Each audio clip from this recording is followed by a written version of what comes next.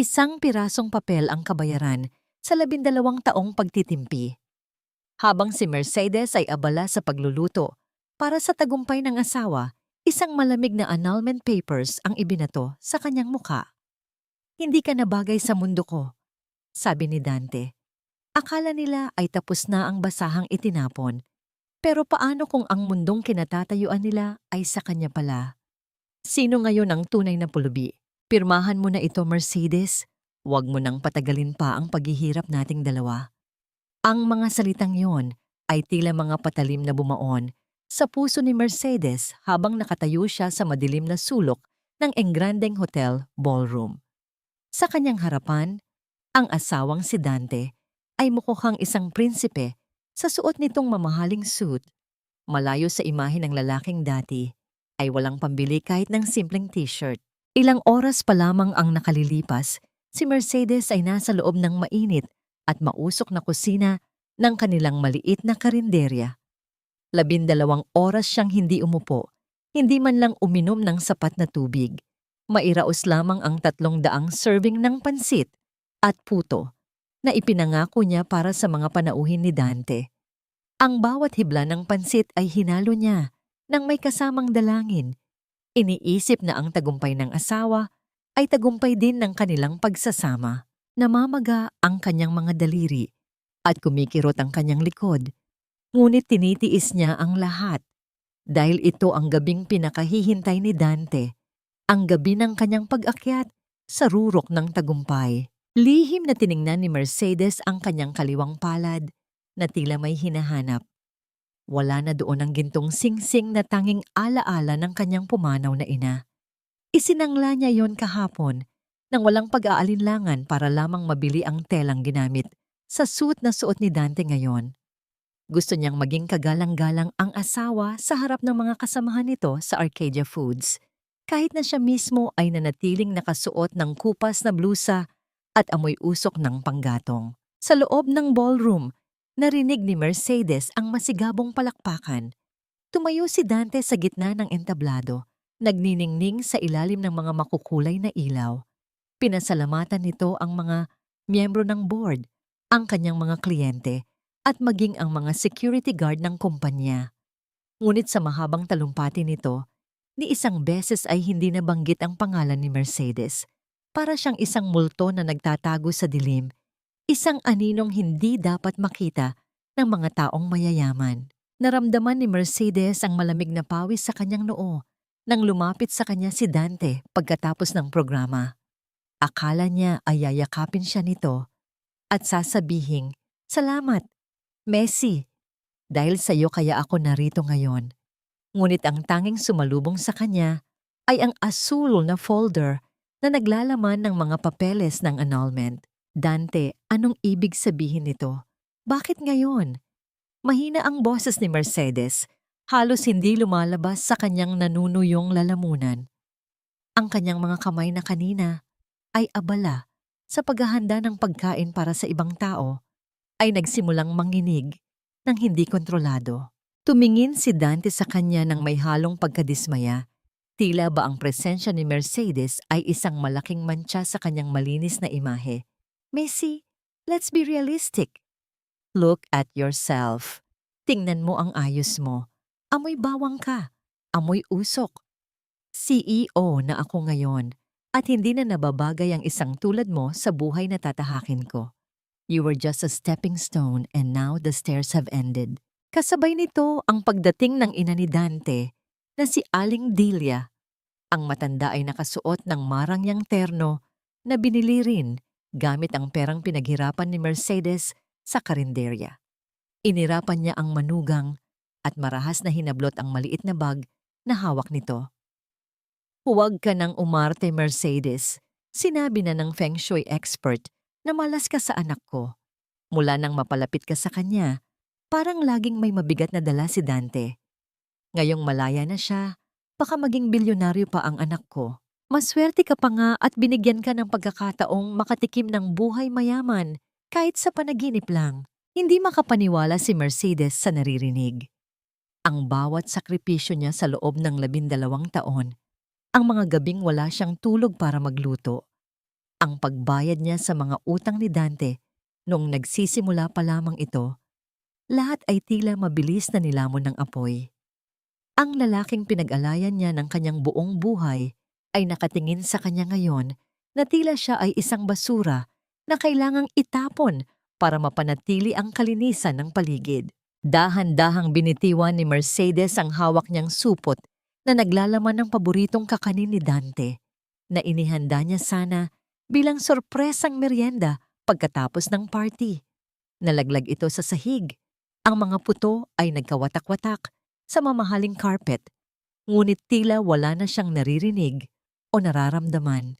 Ang tanging naroon ay ang dambuhalang katahimikan sa loob ng kanyang dibdib, ang tunog ng sarili niyang puso na unti-unting nadudurog sa bawat tibok nito. Tumalikod si Dante at ang kanyang ina.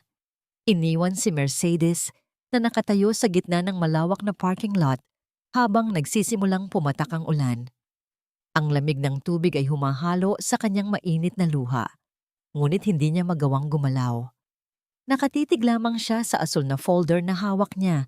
Ang mga titik ay unti-unting lumalabo dahil sa basa. Sa gitna ng kanyang pagkawasak, isang katanungan ang pilit na bumabangon sa kanyang isipan.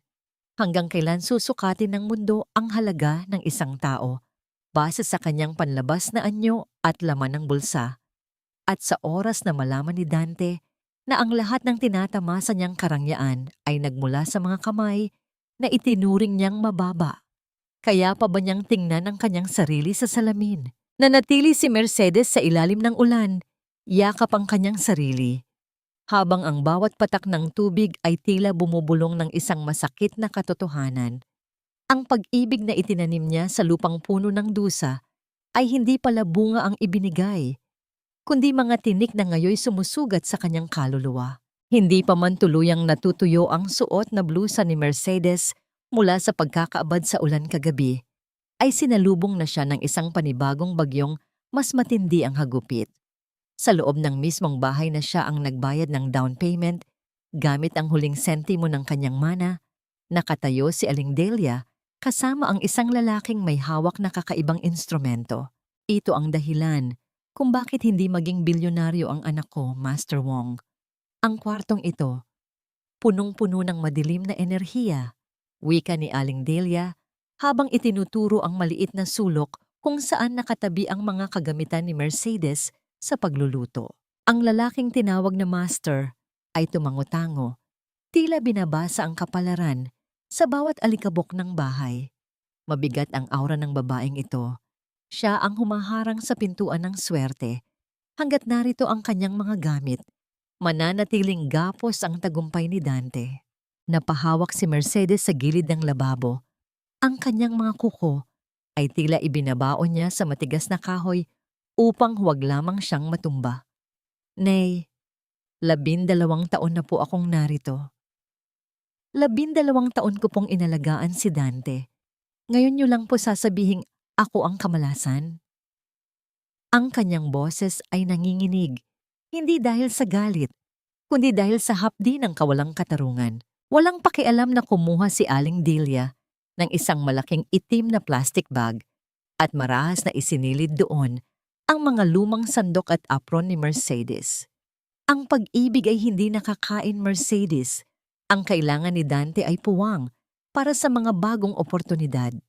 Kung talagang mahal mo ang anak ko, hindi ka magiging pabigat. Look at this house. It's a CEO's mansion now. Hindi ito karinderya. Sa kabilang dulo ng silid, nakatayo si Dante habang tinitingnan ang kanyang mamahaling relo.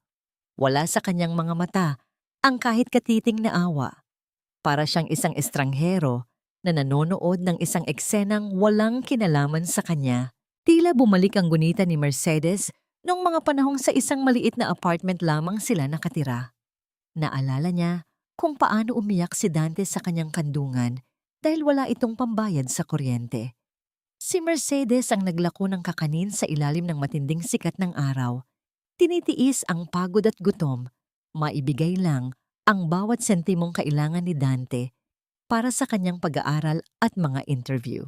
Siya ang nagsilbing pundasyon ng ang asawa ay isang gumuguhong gusali. Ngayong matayog na ang gusali, ang pundasyon ay itinuturing ng dumi na kailangang tabunan. Dante, do you remember? Bulong ni Mercedes, ang kanyang mga mata ay nakapako sa asawa. Yung t-shirt na suot mo nung unang promote mo? Ako ang nagtahi ng butas niyan habang natutulog ka dahil wala tayong pambili ng bago. Sabi mo noon, ako ang swerte mo. Isang malamig na ngiti lamang ang isinagot ni Dante bago ito tumalikod. People change, Missy. At ang swerteng sinasabi mo noon, baka coincidence lang. Ngayong alam ko na ang totoo mula kay Master Wong, hindi ko na pwedeng isugal ang karir ko. Marahas na itinapon ni Aling Delia ang puno na plastic bag sa paanan ni Mercedes. Ang tunog ng mga gamit na nagtatamaan sa loob ng bag ay tila hudyat ng pagwawakas ng kanyang dignidad sa bahay na yon. Huwag mo nang gamitin ang nakaraan para mang-guilt trip. Utang na loob. Mercedes, magkaroon ka naman ng kahihiyan. Layas na. Dahan-dahang lumuhod si Mercedes para bitbitin ang itim na supot. Ang bawat galaw niya ay mabigat. Tila bawat bahagi ng kanyang katawan ay gawa sa tingga.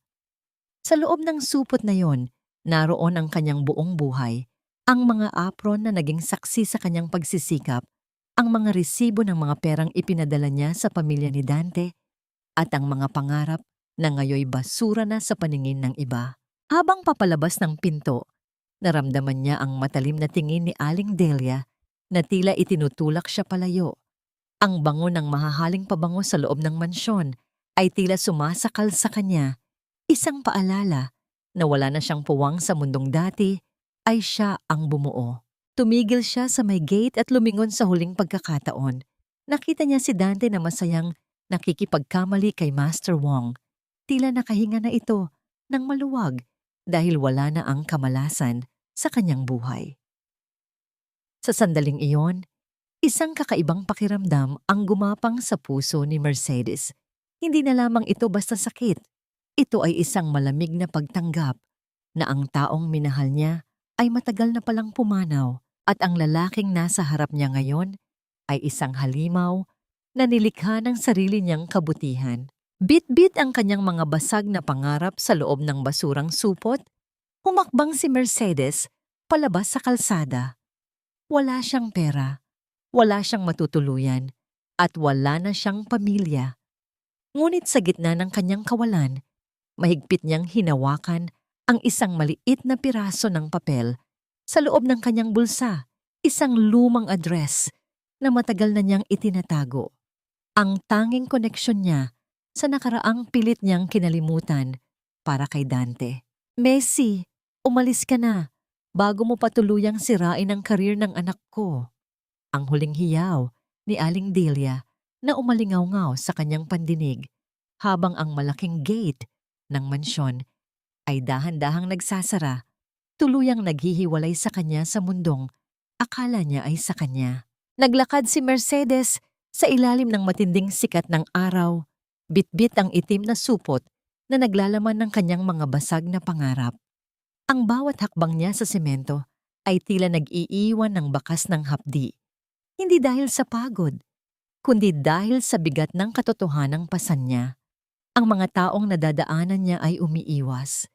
Tila natatakot na mahawahan ng kanyang lumbay o ng amoy ng usok na pilit na kumakapit sa kanyang lumang blusa. Huminto siya sa tapat ng isang mamahaling restaurant na may malalaking salamin. Doon, sa loob ng malamig at marangyang silid, nakita niya ang isang pamilyar na anino. Si Dante. Kasama nito ang kanyang sekretaryang si Vanessa. Nakita ni Mercedes kung paano dampiin ng asawa ang kamay ng dalaga habang nagtatawanan sila sa harap ng mga pagkaing ang halaga ay katumbas na ng isang buwan niyang kita sa karinderya. Ang bawat sulyap ni Dante kay Vanessa ay puno ng paghanga. Isang tingin na matagal nang ipinagkait sa kanya. Naramdaman ni Mercedes ang pag-alon ng pait sa kanyang dibdib habang siya ay nagpapakapagod sa kusina. Para sa tagumpay ni Dante, ang asawa pala niya ay abala sa pagbuo ng bagong mundo kung saan wala na siyang puwang. Ang kanyang mga kamay na puno ng kalyo ay hinding-hindi na muling hahawakan ng mga kamay ni Dante na ngayoy sanay na sa lambot ng karangyaan. Sa halip na umiyak, Itinuwid ni Mercedes ang kanyang likod. Pinunasan niya ang pawis at dumi sa kanyang muka gamit ang dulo ng kanyang apron na nakasilip sa supot. May isang bahagi ng kanyang pagkatao na tila nagising mula sa mahabang pagkakahimbing. Isang bahagi na itinago niya para lamang maging isang masunuring asawa. Tumuloy siya sa isang matayog na gusali ng bangko sa gitna ng Makati. Pagpasok niya, hinarang siya agad ng isang security guard na may mapanghusgang tingin. "Ma'am, bawal po ang vendor dito. Sa likod po ang bagsakan ng delivery." Wika ng gwardiya habang nakatingin sa kanyang bitbit na itim na supot. Isang mahinahon, ngunit matatag na tingin ang ibinigay ni Mercedes. "Hindi ako magtitinda. Narito ako para makipagkita kay Attorney Ramiro Esteban. Sabihin mo sa kanya, narito si Mercedes Celestino." Nag-alinlangan ang gwardiya, ngunit nang makita ang kakaibang kislap sa mga mata ng babae, napilitan itong tumawag sa itaas. Ilang sandali pa, bumukas ang pinto ng elevator at mabilis na lumabas ang isang lalaking naka-Amerikana. Si Attorney Ramiro, ang matalik na kaibigan at legal na tagapangalaga ng yaman ng kanyang yumaong ama. "Mercedes! Diyos mio, anong nangyari sa'yo?" Bulalas ni Ramiro nang makita ang kalagayan ng babae. Halos gusto niyang yakapin ang anak ng kanyang dating kliyente. Ngunit nanatili siyang propesyonal sa harap ng mga taong nakatingin. Inakay ni Ramiro si Mercedes patungo sa isang pribadong silid sa loob ng bangko. Ang bawat taong nadadaanan nila ay napapalingon. Nagtataka kung bakit ang isang mukhang pulubi ay binibigyan ng ganoong klaseng paggalang ng isang tanyag na abogado. Sa loob ng silid, dahan-dahang ibinaba ni Mercedes ang kanyang itim na supot sa mamahaling carpet. "Ramiro, tama na ang pagpapanggap." Panimula ni Mercedes. Ang kanyang boses ay wala ng bakas ng pagmamakaawa. "Gusto ko nang malaman ang lahat. Ang lupa kung saan nakatayo ang kumpanya ni Dante. Ang mga shares na binili mo para sa akin sa Arcadia Foods. Akin pa rin ba ang lahat ng yon?" Huminga ng malalim si Ramiro at kinuha ang isang makapal na pulang folder mula sa kanyang vault. "Lahat ng iyon ay nasa ilalim pa rin ng pangalan mo, Mercedes. 12 taon mong pinili ang manahimik. 12 taon mong hinayaan si Dante na maniwala na siya ang nagpapatakbo ng lahat. Pero ang totoo, ikaw ang may hawak ng bawat hibla ng kanyang tagumpay. Ang bahay na tinutuluyan nila, ang kumpanyang pinamumunuan niya. Lahat iyon ay nakasandal sa yaman ng mga Celestino." Dahan-dahang binuksan ni Mercedes ang pulang folder. Ang bawat pahina ay katibayan ng kanyang kapangyarihan. Isang kapangyarihang tinalikuran niya para lamang sa isang lalaking hindi marunong tumanaw ng utang na loob. Naalala niya ang bilin ng kanyang ama bago ito pumanaw. "Mercedes, ibigay mo ang puso mo. Pero huwag mong ibibigay ang iyong korona hanggat hindi mo nasisigurong karapat-dapat ang pag-aalayan mo." "Handa ka na ba, Mercedes?" tanong ni Ramiro habang nakatingin sa folder. "Isang pirma mo lang. Maaari nating bawiin ang lahat sa loob ng 24 na oras. Mawawala ang lahat kay Dante. Ang posisyon niya, ang yaman niya, pati ang hanging nilalanghap niya sa loob ng kumpanya." Hinaplos ni Mercedes ang papel. Ang kanyang mga daliri ay tila nanginginig sa halo-halong emosyon. Ang sakit ng pagtataksil ni Dante ay sariwa pa rin, ngunit ang kislap ng pag-asa ay nagsisimulang magliyab sa kanyang mga mata. Tiningnan niya ang kanyang sarili sa refleksyon ng salamin sa silid. Isang babaeng sugatan. Oo, ngunit hindi pa rin natatalo. "Hindi mo na ngayon, Ramiro," bulong ni Mercedes habang isinasara ang folder. "Gusto kong makita kung hanggang saan ang kayabangan nila. Gusto kong panoorin sila habang inuubos nila ang perang akala nila ay kanila. Ngunit habang ginagawa nila yon, sisimulan na nating linisin ang Arcadia Foods." Nangunot ang noo ni Ramiro. "Anong ibig mong sabihin?" Isang misteryosong ngiti ang gumuhit sa mga labi ni Mercedes. "May nakita akong mga kakaibang transaksyon sa mga dokumentong naiwan ko sa bahay bago ako palayasin. Mukhang hindi lang pag-ibig ang itinataksil ni Dante sa akin. Mukhang ninanakawan din niya ang kumpanyang hindi naman sa kanya. Kinuha ni Mercedes ang folder at napatitig sa isang partikular na pangalan sa loob ng mga dokumento. Isang pangalan na matagal nang hindi naririnig sa mundo ng negosyo. Ngunit may malaking kinalaman sa nakaraan ni Dante. Anong lihim ang itinatago ng pulang folder na ito na hindi inaasahan ni Mercedes? At sino ang misteryosong tao na handang tumulong sa kanya para pabagsakin ang imperyong itinayo sa kasinungalingan? Habang ang langit ay unti-unting nagbibihis ng kadiliman, bumalik si Mercedes sa tapat ng kanilang tahanan. Sa kanyang mga kamay, maingat niyang dala ang isang supot ng mainit pang ulam. Ang paboritong sinigang ni Dante na niluto niya sa maliit na kalan ni Sister Clarita. Sa kabila ng lahat ng sakit, may isang maliit na bahagi ng kanyang puso ang umaasa pa rin na baka sa sandaling matikman ng asawa ang lasa ng kanyang pagmamahal, ay maalala nito ang lahat ng kanilang pinagsamahan. Ngunit bago pa man siya makalapit sa pinto, ang kanyang mga hakbang ay tila napako sa basang semento. Doon, sa labas mismo ng malaking bakal na gate, nakatambak ang kanyang mga itim na supot ng gamit. Ang mga ito ay nakahandusay sa putikan, hinahayaan lamang na mabasa ng unti-unting pumapatak na ulan. Ang kanyang mga lumang damit, ang kanyang tanging kumot, at ang mga reserbang gamit sa kusina ay tila mga basurang itinapon nang hindi man lang tiningnan. Bumukas ang pinto ng mansyon at lumabas si Dante, kasunod ang ilang mga lalaking naka-Amerikana at si Vanessa. Mukhang may nagaganap na mahalagang dinner meeting sa loob. Kitang-kita ang pagkairita sa mukha ni Dante nang makita ang asawa na nakatayo sa labas habang bitbit ang supot ng pagkain. Messi, ano ba? Hindi ka ba talaga marunong mahiya? I told you to stay away. Ang boses ni Dante ay puno ng puot. Tila ba ang presensya ni Mercedes ay isang malaking kahihiyan sa harap ng kanyang mga bagong kasosyo sa negosyo. Dante, dinalhan lang kita ng paborito mo. Baka hindi ka pa kumakain ng maayos. Mahinang sagot ni Mercedes, pilit na iniaabot ang supot sa asawa. Ang kanyang boses ay tila isang bulong na nalulunod sa ingay ng paligid. Hindi pa man natatapos ni Mercedes ang kanyang sasabihin, isang mabilis at marahas na pagtama ng palad ang dumapo sa kanyang pisngi. Ang lakas ng impact ay naging sanhi upang mapalingon ang kanyang ulo sa isang tabi. At ang supot ng sinigang ay nalaglag sa sahig. Ang mainit na sabaw ay humalo sa malamig na tubig ulan sa semento. Nabitawan ni Mercedes ang kanyang hininga habang nararamdaman ang matinding init at pamamanhid sa kanyang mukha. Don't ever show your face here again. You're ruining everything for me. Singal ni Dante.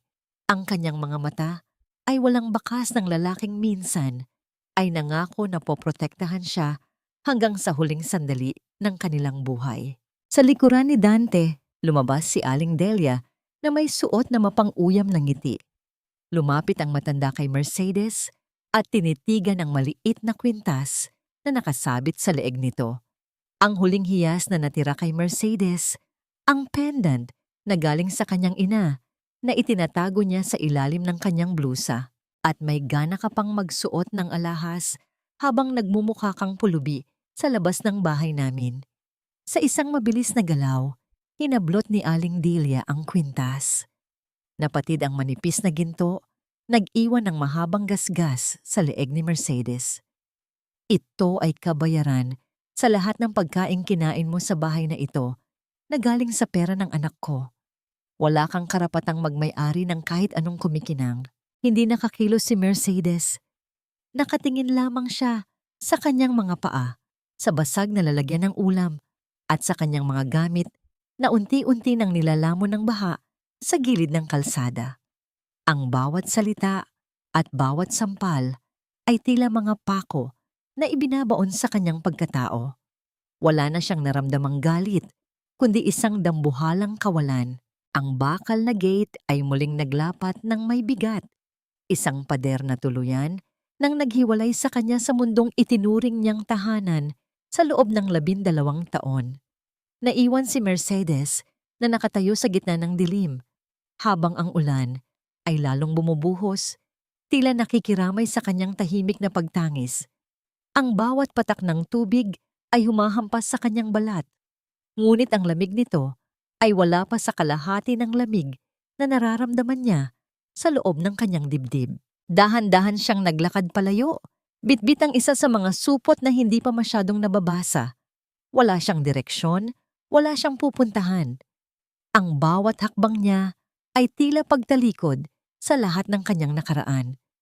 Ang kanyang mga mata ay naniningkit dahil sa ulan, at ang kanyang pandinig ay puno lamang ng tunog ng sarili niyang mga yabag sa basang kalsada. Sa gitna ng kalsadang yon, isang pares ng matitinding ilaw ang biglang tumama sa kanyang likuran.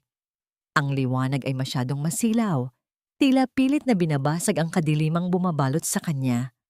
Isang itim at marangyang sasakyan ang dahan-dahang huminto sa kanyang tabi.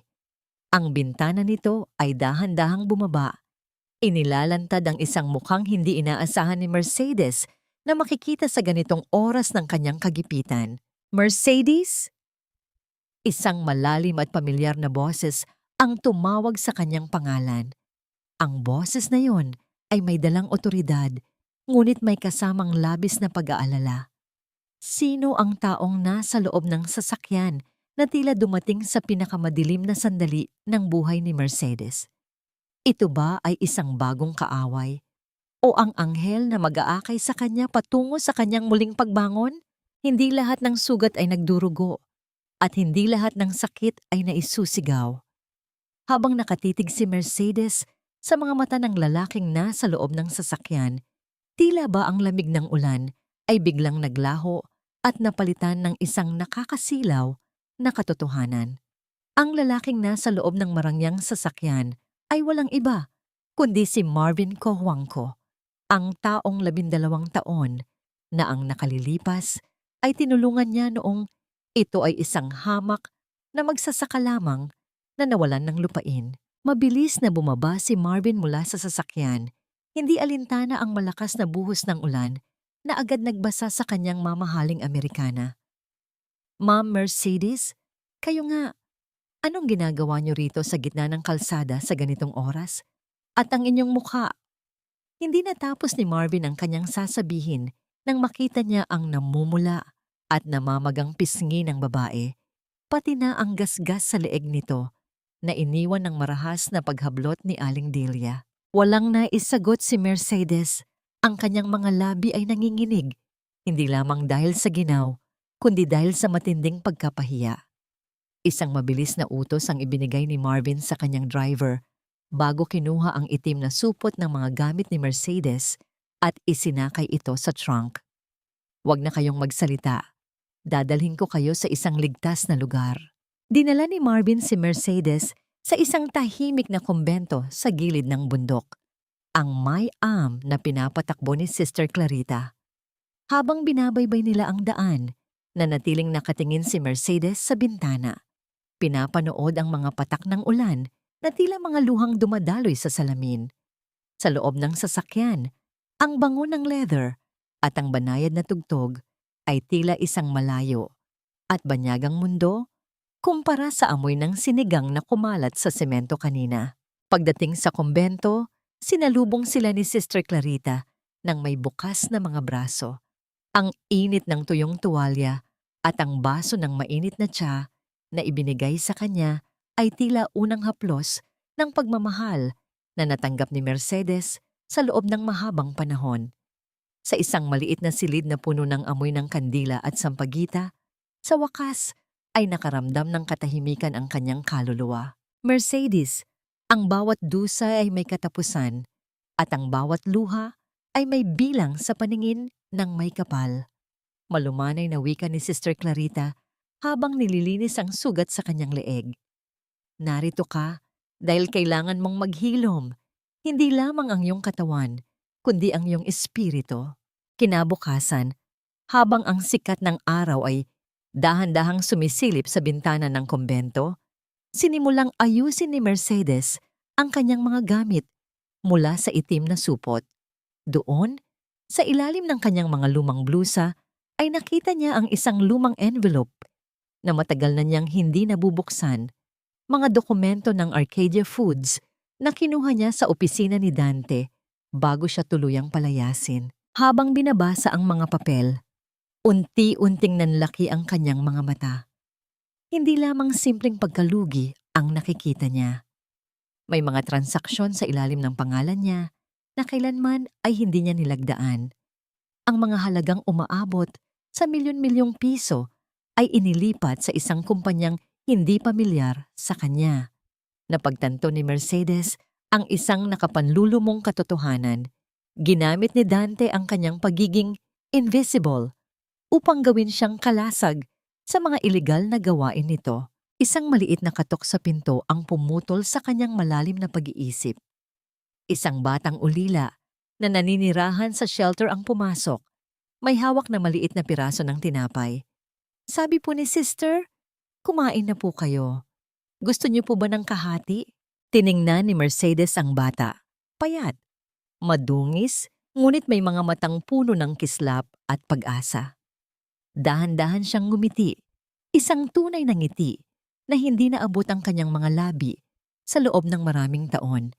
Kinuha niya ang tinapay at hinati ito ng pantay.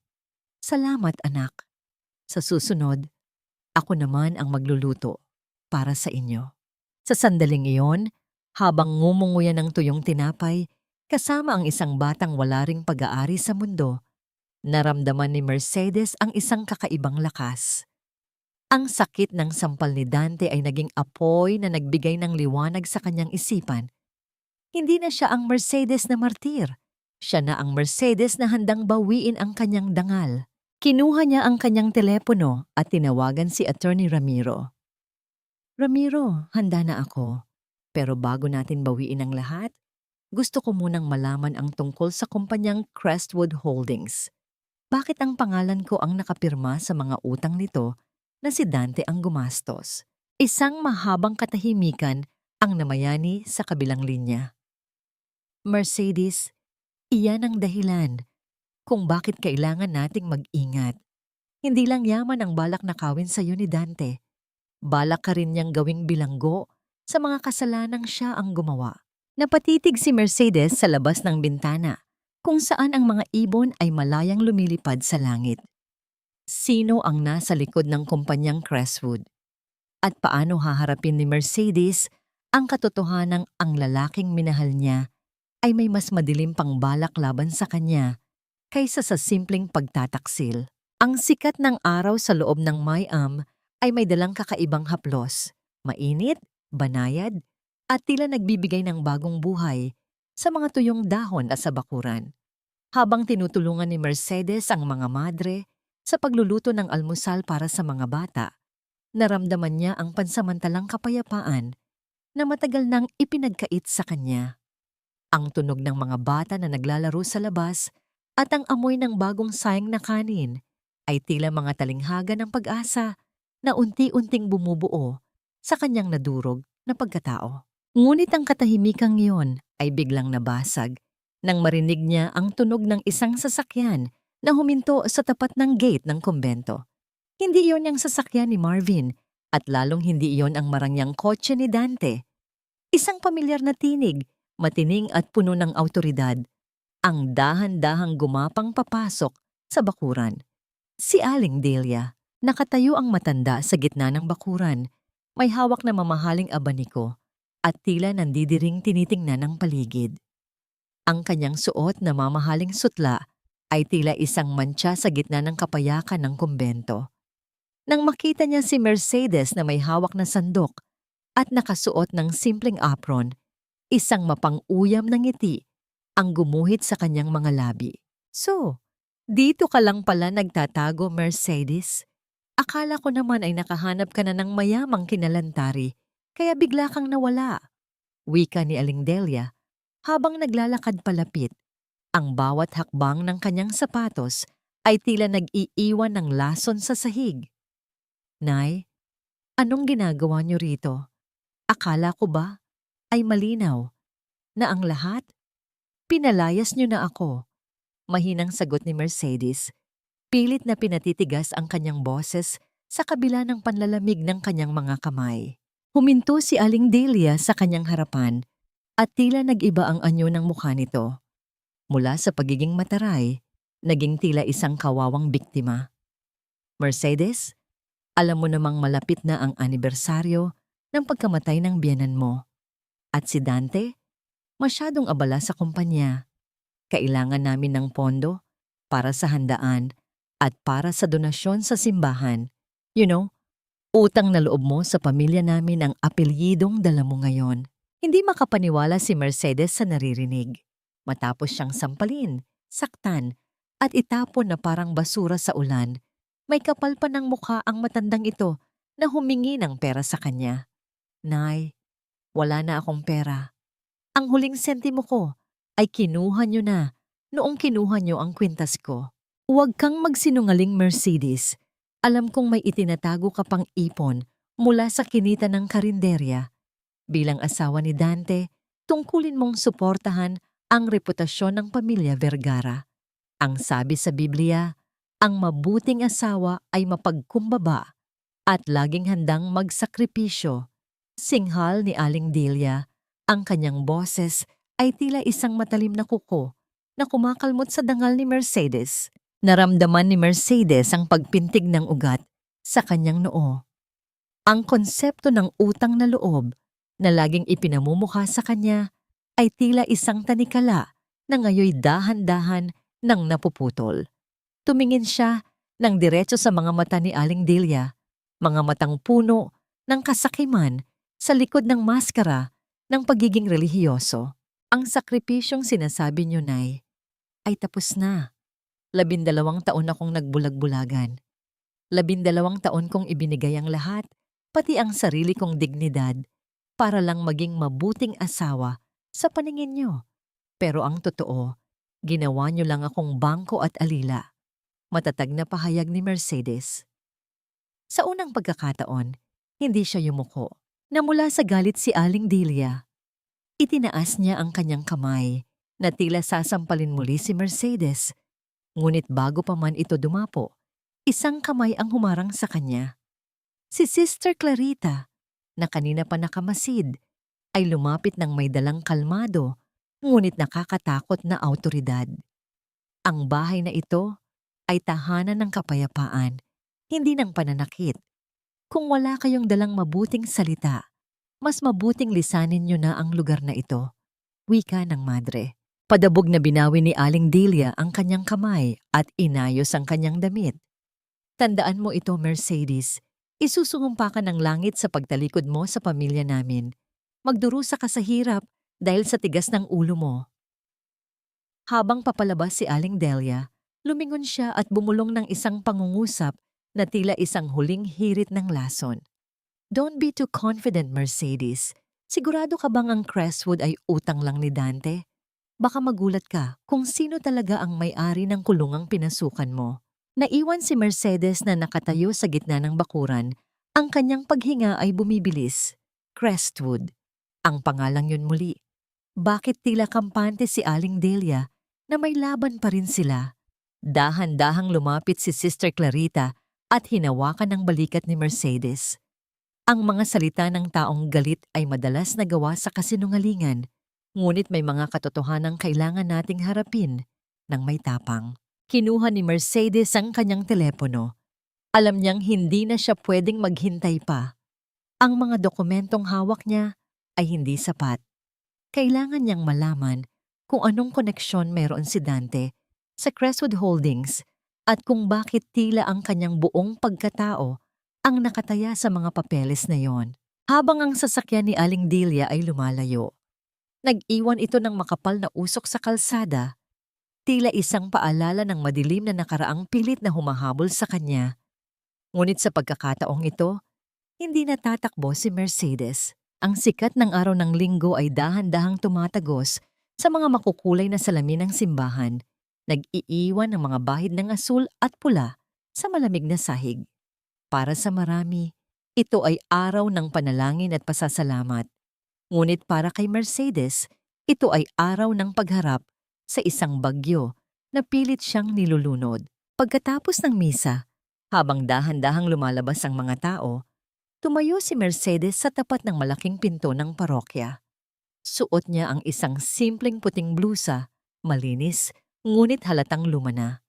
Hindi siya narito para manggulo. Narito siya para hanapin ang kapayapaan. Ngunit ang tadhana ay may ibang plano. Mula sa malayo, nakita niya ang marangyang sasakyan ni Dante na huminto. Lumabas ang asawa kasama si Aling Delia. Parehong nakasuot ng pangmayamang kasuotan. Tila ba sila ang huwaran ng isang banal na pamilya? Nang magtama ang kanilang mga mata, ang mukha ni Dante ay biglang nagdilim. Ang kanyang paglakad na puno ng kayabangan ay naging mabilis at agresibo. Ano pang ginagawa mo rito, Mercedes? Hindi ka pa ba nakaka-move on? O baka naman sinusundan mo kami para muling manghingi ng pera? Ang boses ni Dante ay umalingaw-ngaw sa bakuran ng simbahan. Naging sanhi upang mapalingon ang mga debotong kalalabas lang mula sa banal na seremonya.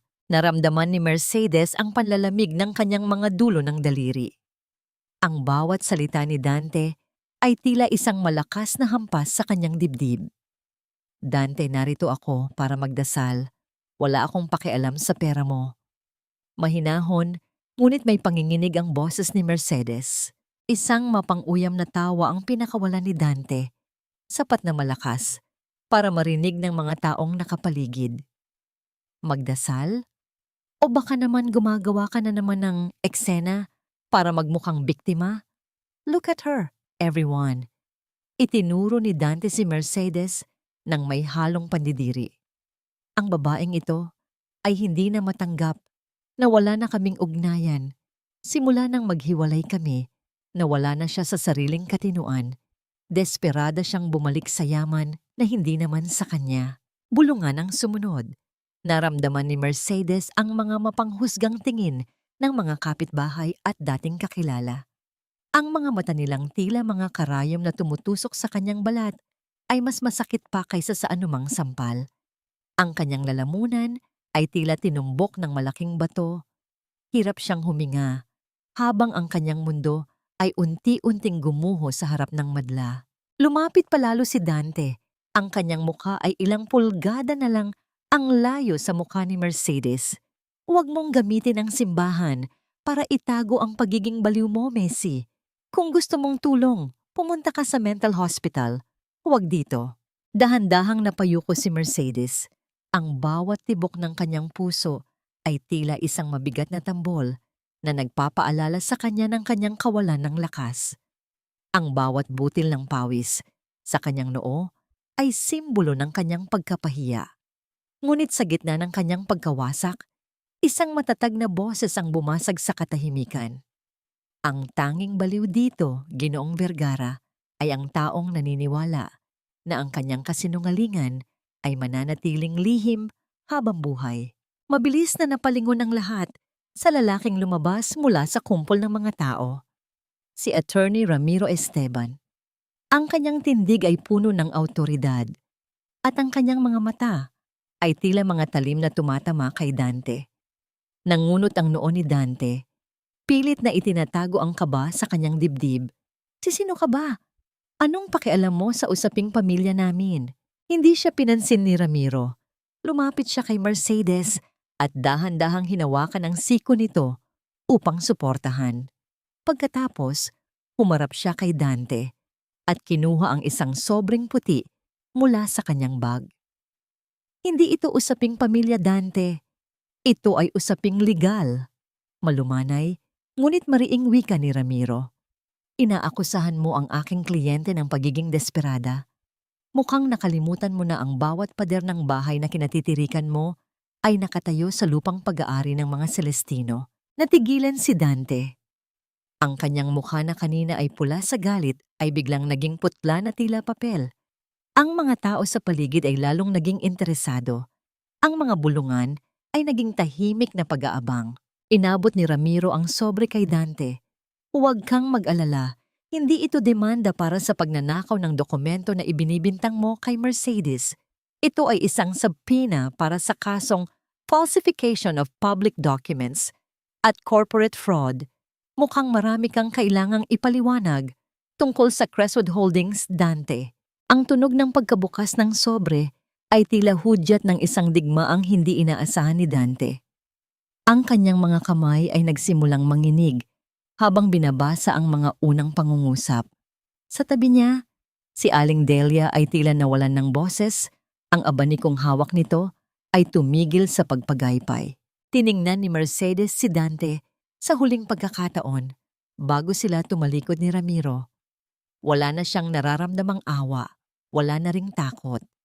Ang bawat hakbang niya palayo sa simbahan ay tila pag-alis ng isang mabigat na pasanin mula sa kanyang balikat. Mercedes, sandali! Sigaw ni Dante, ngunit ang boses nito ay wala ng awtoridad. Ito ay boses ng isang taong nagsisimula ng malunod. Hindi lumingon si Mercedes. Habang naglalakad sila patungo sa sasakyan ni Ramiro, isang katanungan ang pilit na bumubulong sa kanyang isipan. Ano ang gagawin ni Dante kapag nalaman niyang ang bawat hakbang niya para sirain si Mercedes ay siya palang magiging mitya ng sarili niyang pagbagsak? At sino ang misteryosong tao na nagbigay kay Ramiro ng mga huling piraso ng ebidensya laban sa Crestwood Holdings? Ang katahimikan sa loob ng opisina ni Dante ay tila isang mabigat na kumot na sumasakal sa hanging naroon.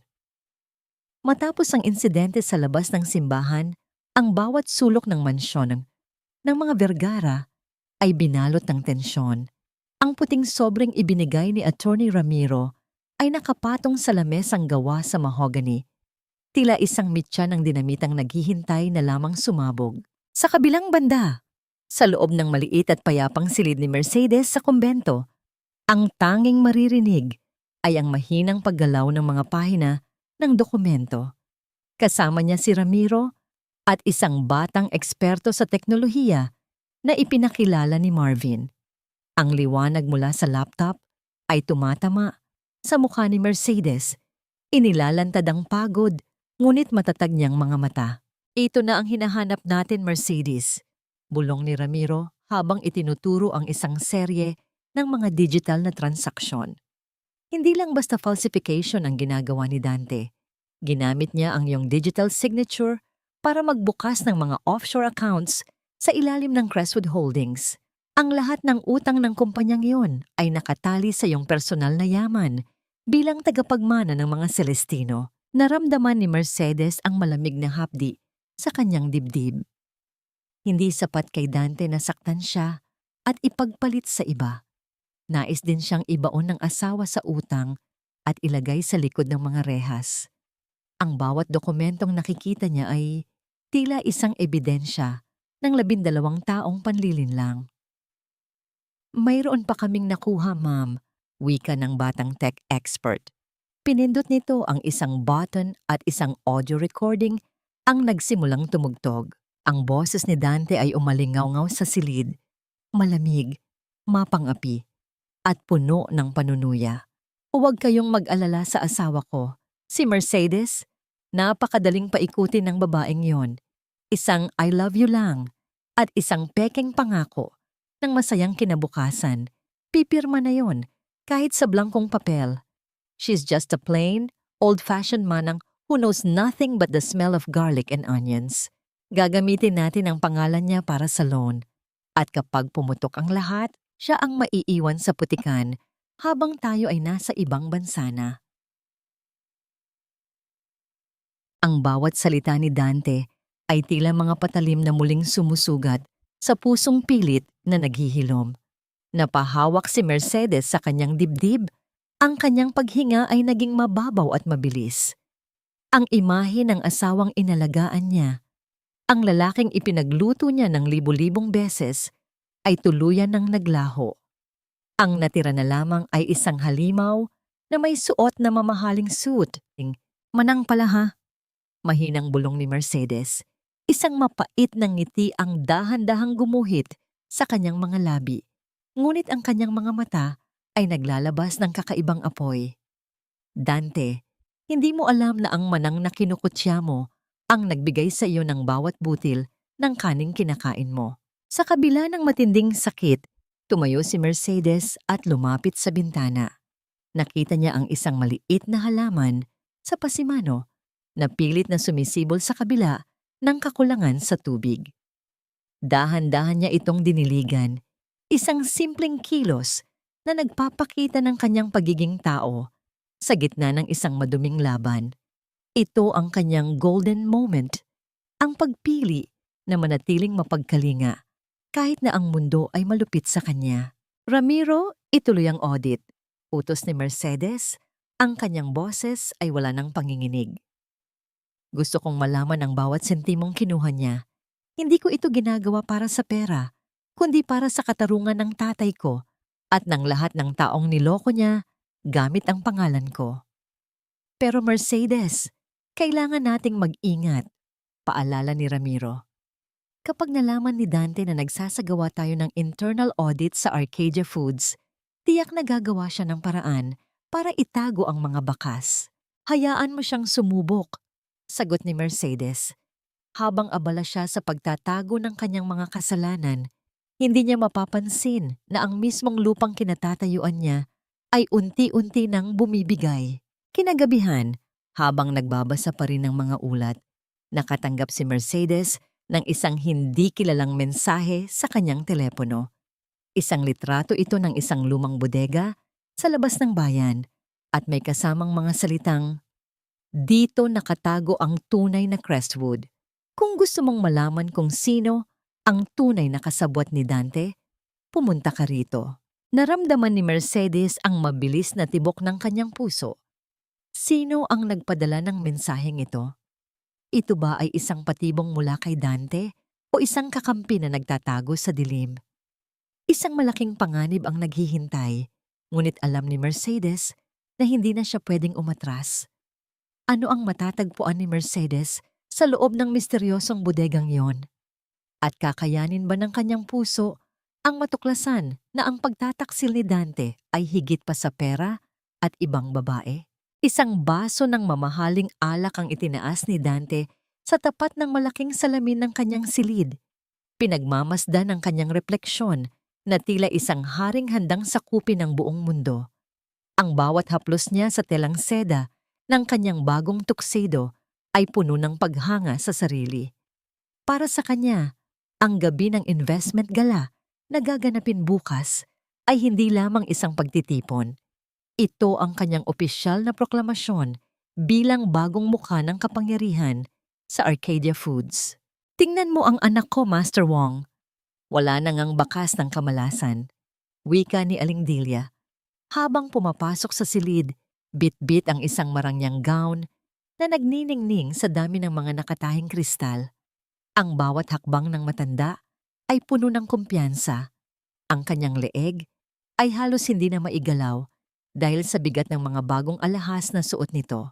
"Nay, ang ganda niyan. Siguradong ikaw ang pag-uusapan sa gala." Papuri ni Dante habang nilalagok ang alak. "Huwag kang mag-alala sa presyo. Ang kumpanya ang nagbayad niyan sa ilalim ng marketing budget. Isipin mo na lang na investment ito para sa ating imahe." Isang malutong na tawa ang pinakawala ni Aling Delia. Ang kanyang mga mata ay kumikinang sa kasakiman. "Dapat lang, Dante. Pagkatapos ng lahat ng tiniis natin sa babaeng amoy bawang na yon, nararapat lang na lasapin natin ang ganitong karangyaan. Nakakatawa ngang isipin na habang tayo ay naghahanda para sa pinakamalaking gabi ng buhay mo, malamang ay namamalimos na ng awa ang Mercedes na iyon sa kung saang sulok ng kalsada. Hindi alam ng mag-ina na habang nagdiriwang sila sa gitna ng ninakaw na yaman, si Mercedes ay nasa loob ng isang simpleng silid sa shelter. Hindi suot ang seda, kundi ang baluti ng katotohanan. Sa harap niya ay nakahain ng isang mangkok ng lugaw, payak ngunit sapat na para bigyan siya ng lakas sa huling bahagi ng kanyang plano. Ang bawat subo niya ay may kasamang panalangin, hindi para sa kayamanan, kundi para sa katarungan ng kanyang ama na labis na nanalig sa kabutihan ng tao. "Mercedes, handa na ang lahat para sa bukas. ulat ni Attorney Ramiro sa pamamagitan ng telepono. Nakuha na natin ang listahan ng mga bisita. Dante invited the most influential people in the industry, thinking he's securing his future. Little does he know, he's just setting up the stage for his own downfall. Salamat, Ramiro. Mahinahong sagot ni Mercedes. Ang kanyang mga mata ay nakapako sa bitbit na pulang folder. Hayaan natin silang magsaya ngayong gabi. Hayaan nating isipin ni Aling Delia na siya na ang reyna ng Arcadia Foods. Mas matayog ang lipad, mas masakit ang pagbagsak. Ang gabi ay tila bumabagal habang papalapit ang oras ng katotohanan. Sa mansyon ng mga Vergara, ang tunog ng pagbubukas ng mga bote ng champagne ay tila musika sa pandinig ni Dante. Pakiramdam niya ay wala na siyang hindi kayang makuha. Ang Crestwood Holdings, na akala niya ay ang kanyang huling alas, ay tila isang matatag na pader na magtatanggol sa kanya laban sa anumang unos. Gayunpaman, sa gitna ng kanyang kaligayahan, isang mensahe ang pumasok sa kanyang telepono na nagpabura ng ngiti sa kanyang mga labi. Isang anonymous na video clip ang ipinadala sa kanya. Isang kuha ng isang itim na sasakyan na pamilyar sa kanya na nakaparada sa tapat ng isang lumang bodega sa labas ng bayan. Naramdaman ni Dante ang biglang panlalamig ng kanyang mga kamay. Ang baso ng alak na hawak niya ay nagsimulang manginig. Ang mga yelo sa loob nito ay nag-uumpugan sa bawat tibok ng kanyang mabilis na puso. Paano may nakakaalam ng tungkol sa bodegang iyon? Bulong niya sa sarili. Ang kanyang boses ay naging paos dahil sa takot. Tiningnan ni Dante ang kanyang ina, na abala sa pagsusukat ng mga alahas sa harap ng salamin. Hindi niya magawang sabihin ang tungkol sa mensahe. Ang takot na kanina lang ay wala, ay tila isang dambuhalang anino na ngayoy unti-unti siyang nilalamon. Sa kabilang dako, si Mercedes ay dahan-dahang tumayo at kinuha ang kanyang simpleng itim na coat. Tiningnan niya ang kanyang sarili sa maliit at malabong salamin ng shelter. Wala na ang bakas ng takot, wala na ang bakas ng babaeng biktima ng sampal. Ang natira ay ang tunay na nagmamay-ari ng Arcadia Foods, ang babaeng handang bawiin ang lahat ng itinuring na basura ng mga taong pinagmalasakitan niya. Sino ang nagpadala ng video kay Dante? At ano ang balak nitong gawin sa investment gala? Habang papalapit ang bukang liwayway, ang bawat segundo ay tila isang mitya na naghihintay na lamang sa unang kislap ng apoy upang sunugin ang imperyo ng mga kasinungalingan. Ang boardroom ng Arcadia Foods ay tila isang simbahan ng kapangyarihan. Malamig, tahimik, at puno ng mabigat na presensya ng mga taong may hawak ng bilyon-bilyong piso. Ang mahabang mesa na gawa sa makintab na nara ay nagniningning sa ilalim ng mga malalaking chandelier. Sumasalamin sa mga mukha ng mga miyembro ng Board of Directors na naghihintay sa pagsisimula ng pinakamahalagang pulong ng taon. Sa dulo ng mesa, nakaupo si Dante Vergara. Ang kanyang tindig ay puno ng kayabangan, ang kanyang mga kamay ay kampanteng nakapatong sa ibabaw ng mesa.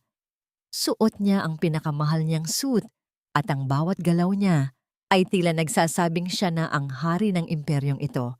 Sa kanyang tabi, nakatayo si Vanessa, ang kanyang sekretarya, na may daladalang mga dokumento na magpapatibay sana sa kanyang promosyon bilang ganap na chairman. Maraming salamat sa inyong pagdalo. Panimula ni Dante, ang kanyang boses ay umalingaw-ngaw sa buong silid ng may pekeng otoridad. Ngayong araw, hindi lamang natin pag-uusapan ang paglago ng Arcadia Foods, kundi ang bagong pamumuno na magdadala sa atin sa rurok ng tagumpay. I believe it's time to formalize my position. Isang matunog na pagbukas ng mabigat na pintong gawa sa mahogany ang pumutol sa kanyang sasabihin. Ang lahat ng mata ay lumingon sa pintuan. Ang tunog ng mga yabag ng sapatos na tumatama sa matigas na sahig ay tila isang martsa ng katarungan. Mabagal, matatag, at may dalang hindi maipaliwanag na bigat. Isang babae ang pumasok sa silid. Hindi ito ang Mercedes na kilala ni Dante. Wala na ang amoy ng usok ng karinderya. Wala na ang kupas na blusa at ang bakas ng pagod sa mga mata. Ang babaeng nasa harap nila ay nakasuot ng isang eleganteng emerald green na dress na tila yumayakap sa kanyang bagong nahanap na dignidad. Ang kanyang buhok ay maayos na nakapusod, inilalantad ang kanyang muka na nagniningning sa ilalim ng ilaw.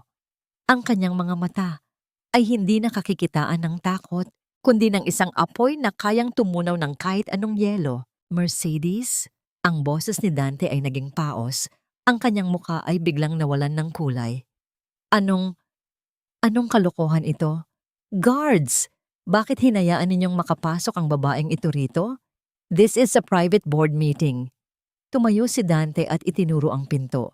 Lumalabas ka na bago pa kita ipakaladkad. Wala kang karapatang tumapak sa silid na ito. Lalong wala kang karapatang gambalain ang trabaho ko.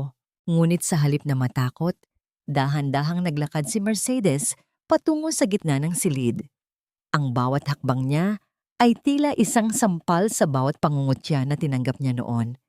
Sa likuran niya, pumasok si Attorney Ramiro Esteban at si Marvin Cojuangco. Nagulat ang lahat nang tumayo si Marvin, ang pinaka-impluensyal na miyembro ng board, at yumukod ng bahagya bilang paggalang kay Mercedes. Good morning, Madam Chairwoman. Tila tumigil ang pag-ikot ng mundo para kay Dante. Chairman, Marvin, ano bang sinasabi mo?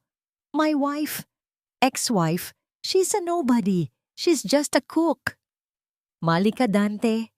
Mahinahong wika ni Mercedes. Ang kanyang boses ay malamig, ngunit punong-puno ng kapangyarihan. Ang babaeng itinapon mo ay ang tanging dahilan kung bakit ka nakaupo sa silyang yan. Ngunit tapos na ang panahon ng iyong pagpapanggap. Naglakad si Mercedes patungo sa dulo ng mesa, ang kabisera, kung saan nakaupo si Dante. Hindi gumalaw ang lalaki. Tila ba ang kanyang mga kalamnan ay naging bato dahil sa gulat. Tumayo ka, Dante! Utos ni Mercedes. Ang kanyang mga mata ay nakapako sa mga mata ng asawa. Nasa upuan ka ng tatay ko. Ang upuang ito ay para sa tunay na nagmamay-ari ng Arcadia Foods, at sa loob ng 12 taon, hiniram mo lang ang kapangyarihang hindi kailanman magiging sayo. Dahan-dahang tumayo si Dante. Ang kanyang mga tuhod ay nanginig sa ilalim ng mesa. Ang kanyang mga kamay na kanina ay kampante, ay ngayoy hindi na malaman kung saan ilalagay. Isang dambuhalang katahimikan ang namayani sa boardroom habang dahan-dahang naupo si Mercedes sa gitna ng mahabang mesa. Ito ang kanyang golden moment, ang sandali kung saan ang basahang itinapon ay naging reyna ng sarili niyang kaharian. Tiningnan ni Mercedes ang lahat ng miyembro ng board, binaliwala ang nanlilisik at natatakot na tingin ni Dante. Ngayong narito na ako, panimula ni Mercedes habang binubuksan ang pulang folder na dala ni Ramiro. Umpisahan na natin ang pag-audit sa bawat sentimong ninakaw mula sa kumpanyang ito sa ilalim ng iyong pamumuno, Dante. Sa labas ng pinto, nakasilip si Aling Delia. Ang kanyang mukha ay puno ng matinding panginginig. Ang kanyang marangyang gown na nagniningning kanina ay tila biglang naging mabigat at mainit. Tila isang sumpa na nagsisimula ng maningil. Ano ang gagawin ni Dante ngayong ang bawat kasinungalingan niya ay nakalantad na sa harap ng mga taong pinakakinatatakutan niya? At hanggang saan ang kayang gawin ni Mercedes para tuluyang linisin ang kumpanya mula sa lason ng pagtataksil? Ang bawat boses sa loob ng boardroom ay tila biglang pumanaw, naiwan lamang ang tunog ng mabilis at mababaw na paghinga ni Dante. Ang puting sobre na kanina ay hawak ni Ramiro ay dahan-dahang binuksan ni Mercedes.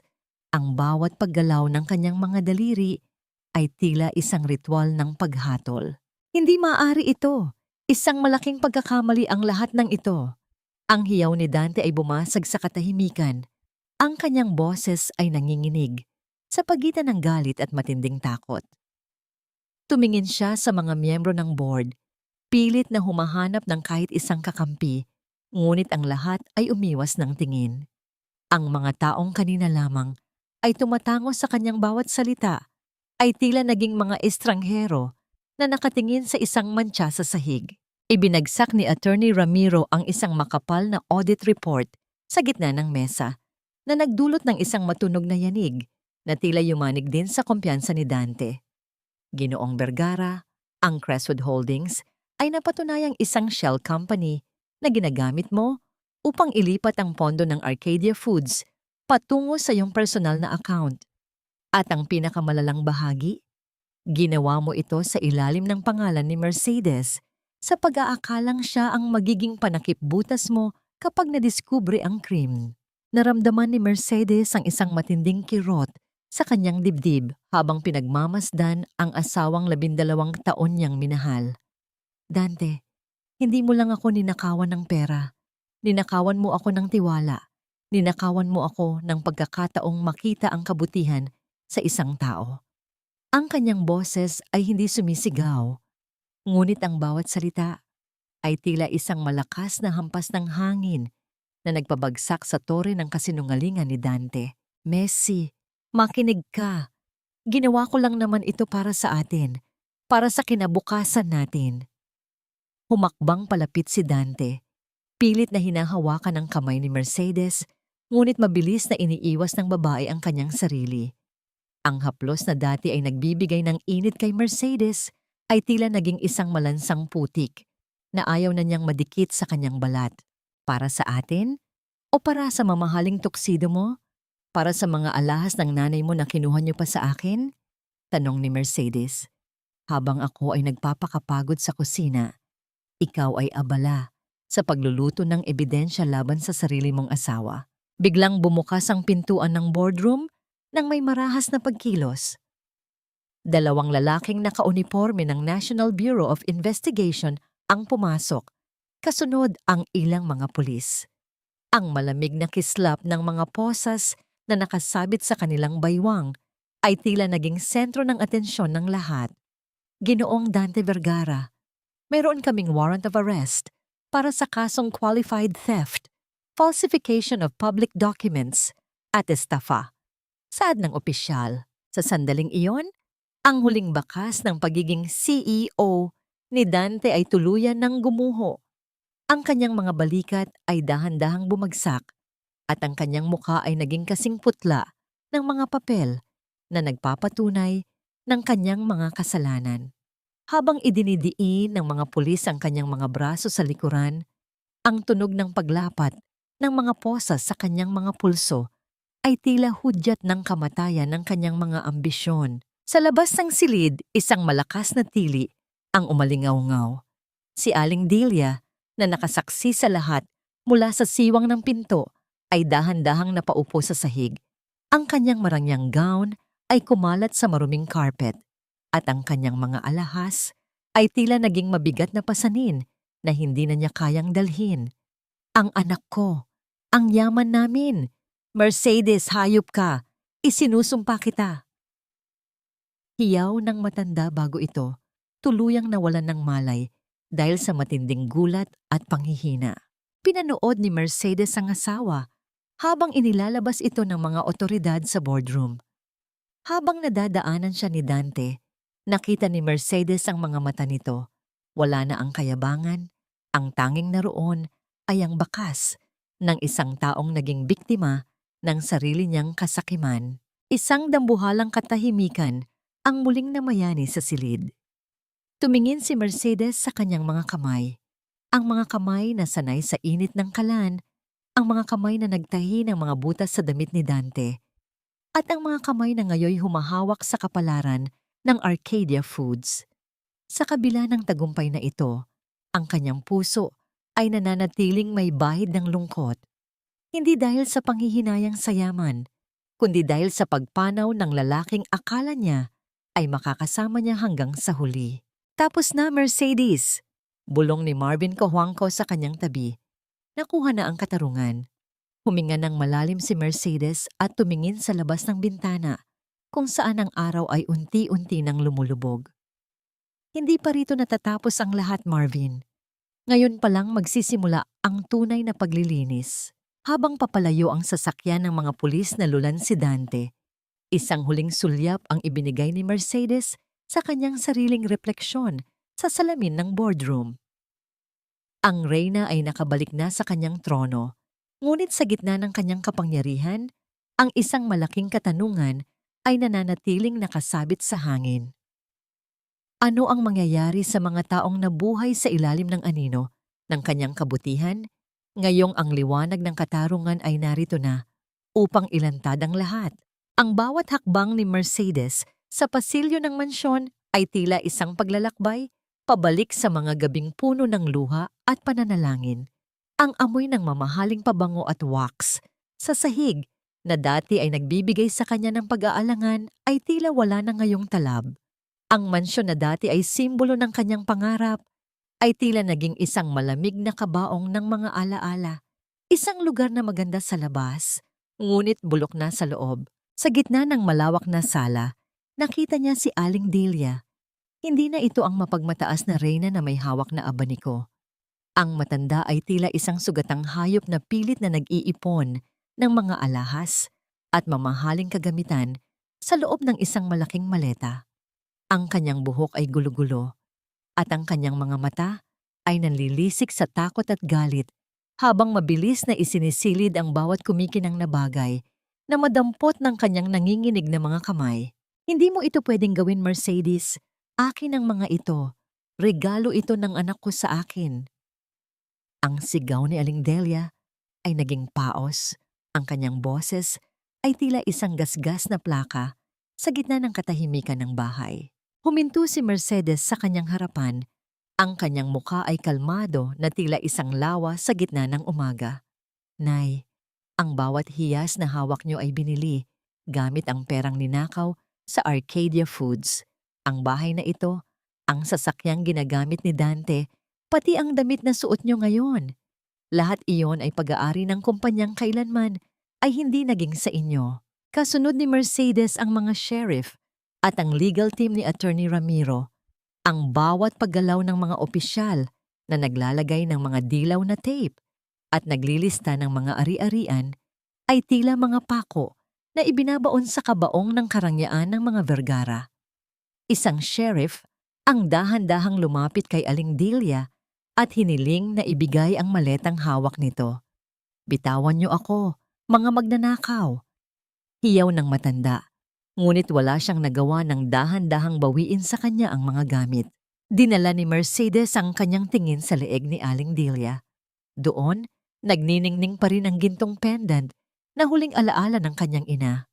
Ang kwintas na marahas na hinablot sa kanya noong gabing pinalayas siya sa ulan. Dahan-dahang lumapit si Mercedes, sapat na malapit para marinig ang mabilis at takot na paghinga ng matanda. Ang kwintas na yan, mahinang wika ni Mercedes, ang kanyang mga daliri ay dahan-dahang lumapit sa leeg ni Aling Delia, ngunit hindi para manakit. Sa isang banayad na galaw, kinalas niya ang lock ng kwintas.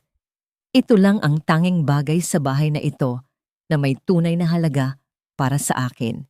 Ang iba, maaari nyo nang isama sa inyong pag-alis ang mga alaalang iniwan nyo rito. Ito ang kanyang golden moment, ang paghawak muli sa malamig na ginto ng kanyang ina. Naramdaman ni Mercedes ang isang daloy ng init sa kanyang puso. Tila ba bumubulong ang kanyang magulang na tapos na ang laban. Hindi niya kailangang sumigaw o manakit para bawiin ang kanyang dangal. Ang katotohanan na ang nagbigay ng hustisya para sa kanya. Lalayas na kami. Pero tandaan mo, Mercedes, hindi ka rin magiging masaya sa perang ito. Isinusumpa kita. Ang huling hirit ni Aling Delia habang kinakaladkad ang kanyang sarili palabas ng gate. Bitbit lamang ang isang maliit na bag ng mga personal na damit na pinayagan ni Mercedes na dalhin. Ang marangyang sasakyan na dating naghahatid sa kanya ay nanatili sa garahe. Ang susi ay nasa kamay na ni Mercedes. Napanood ni Mercedes mula sa bintana ang paglakad ni Aling Delia palayo sa mansyon. Ang matanda ay tila naging isang maliit at malungkot na anino sa kalsada. Malayo sa imahe ng babaeng nangapi sa kanya sa loob ng 12 taon. Wala nang ulan ngayon, ngunit ang lamig ng pag-iisa ay tila mas matindi para sa mga taong nabuhay sa kasinungalingan. Naiwang mag-isa si Mercedes sa gitna ng malaking sala. Ang katahimikan ay tila isang dambuhalang nilalang na bumabalot sa bawat sulok. Hinaplos niya ang ibabaw ng mahabang hapagkainan kung saan siya ay nagsilbi ng parang alila. Ang bawat gasgas sa kahoy ay tila nagkukwento ng kanyang pagtitiis. Messi, handa na ang sasakyan.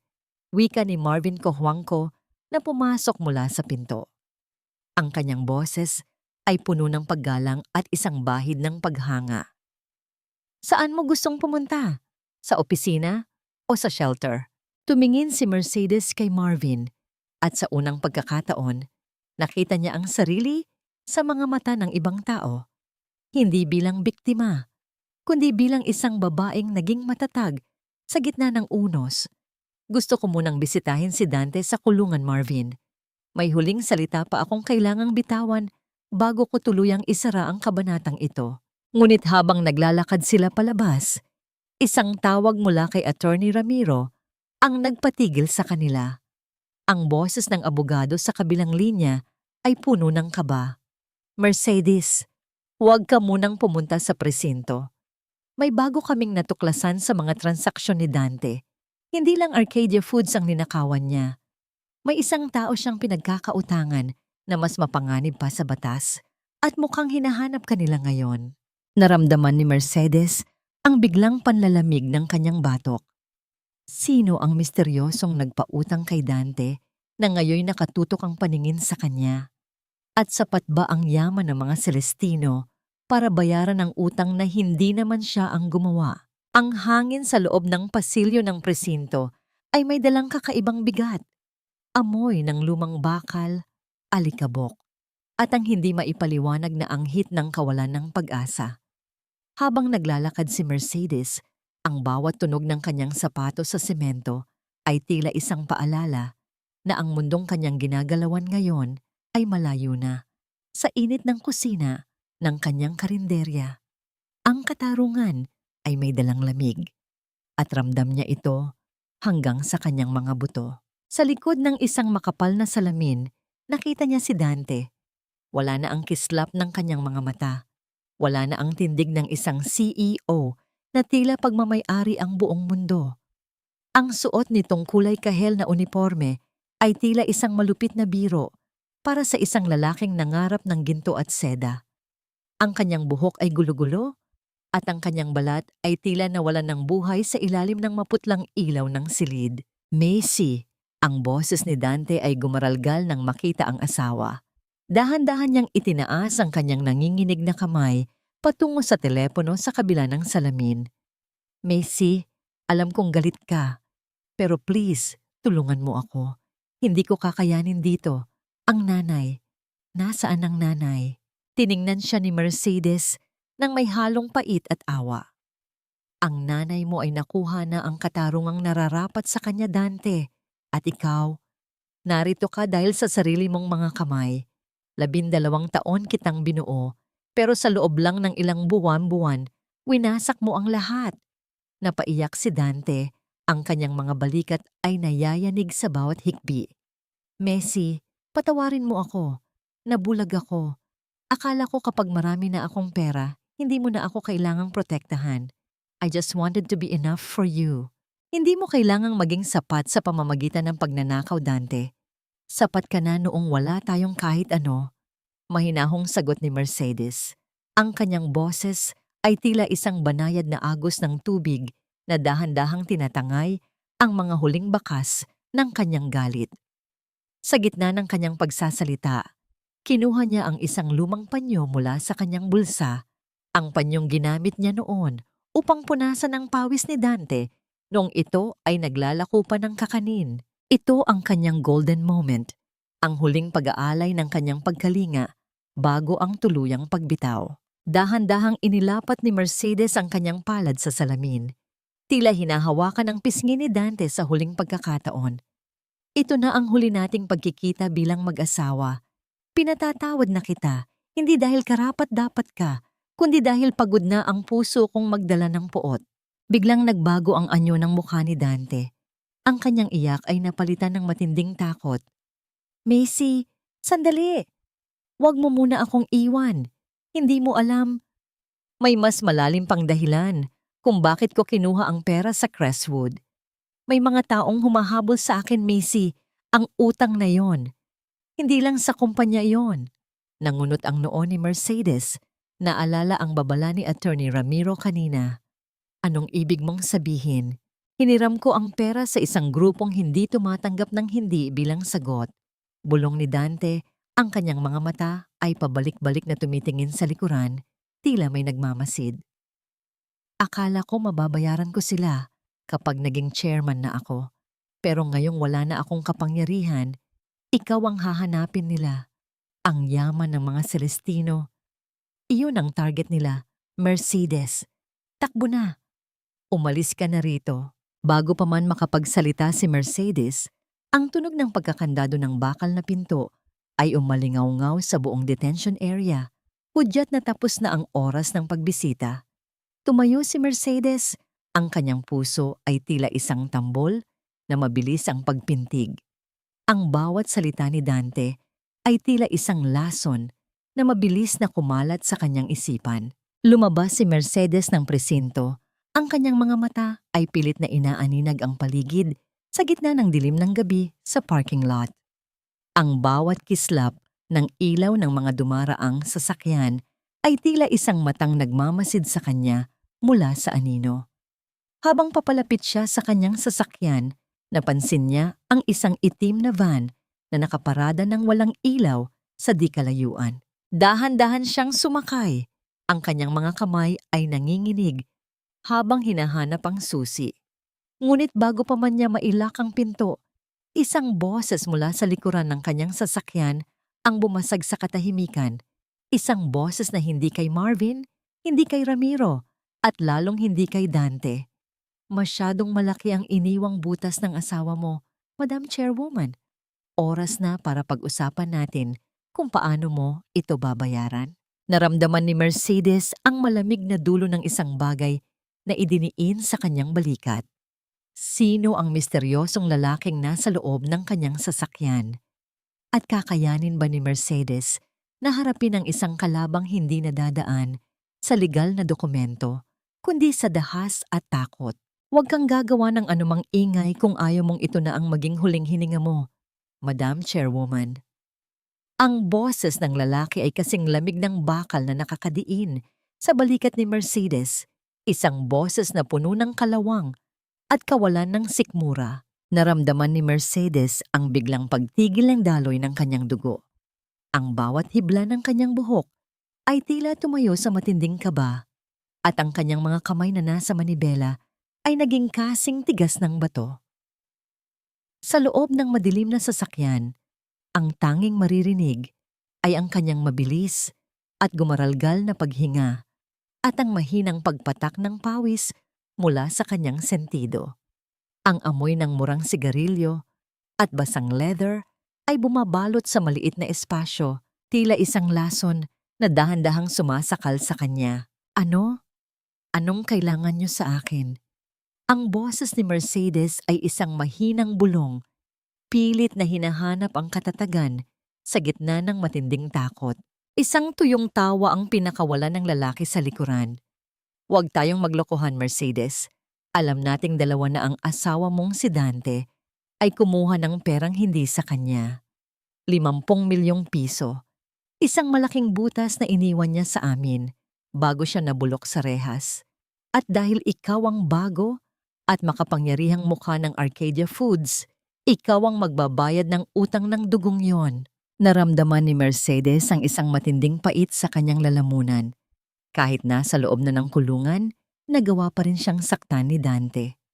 Ang lalaking 12 taon niyang inalagaan ay ginawa siyang pain para sa mga taong mas masahol pa sa mga halimaw.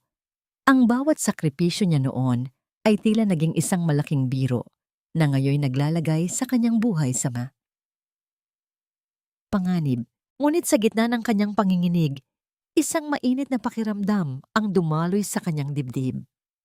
Hinawakan niya ng mahigpit ang pendant ng kanyang ina na nakasabit sa kanyang leeg.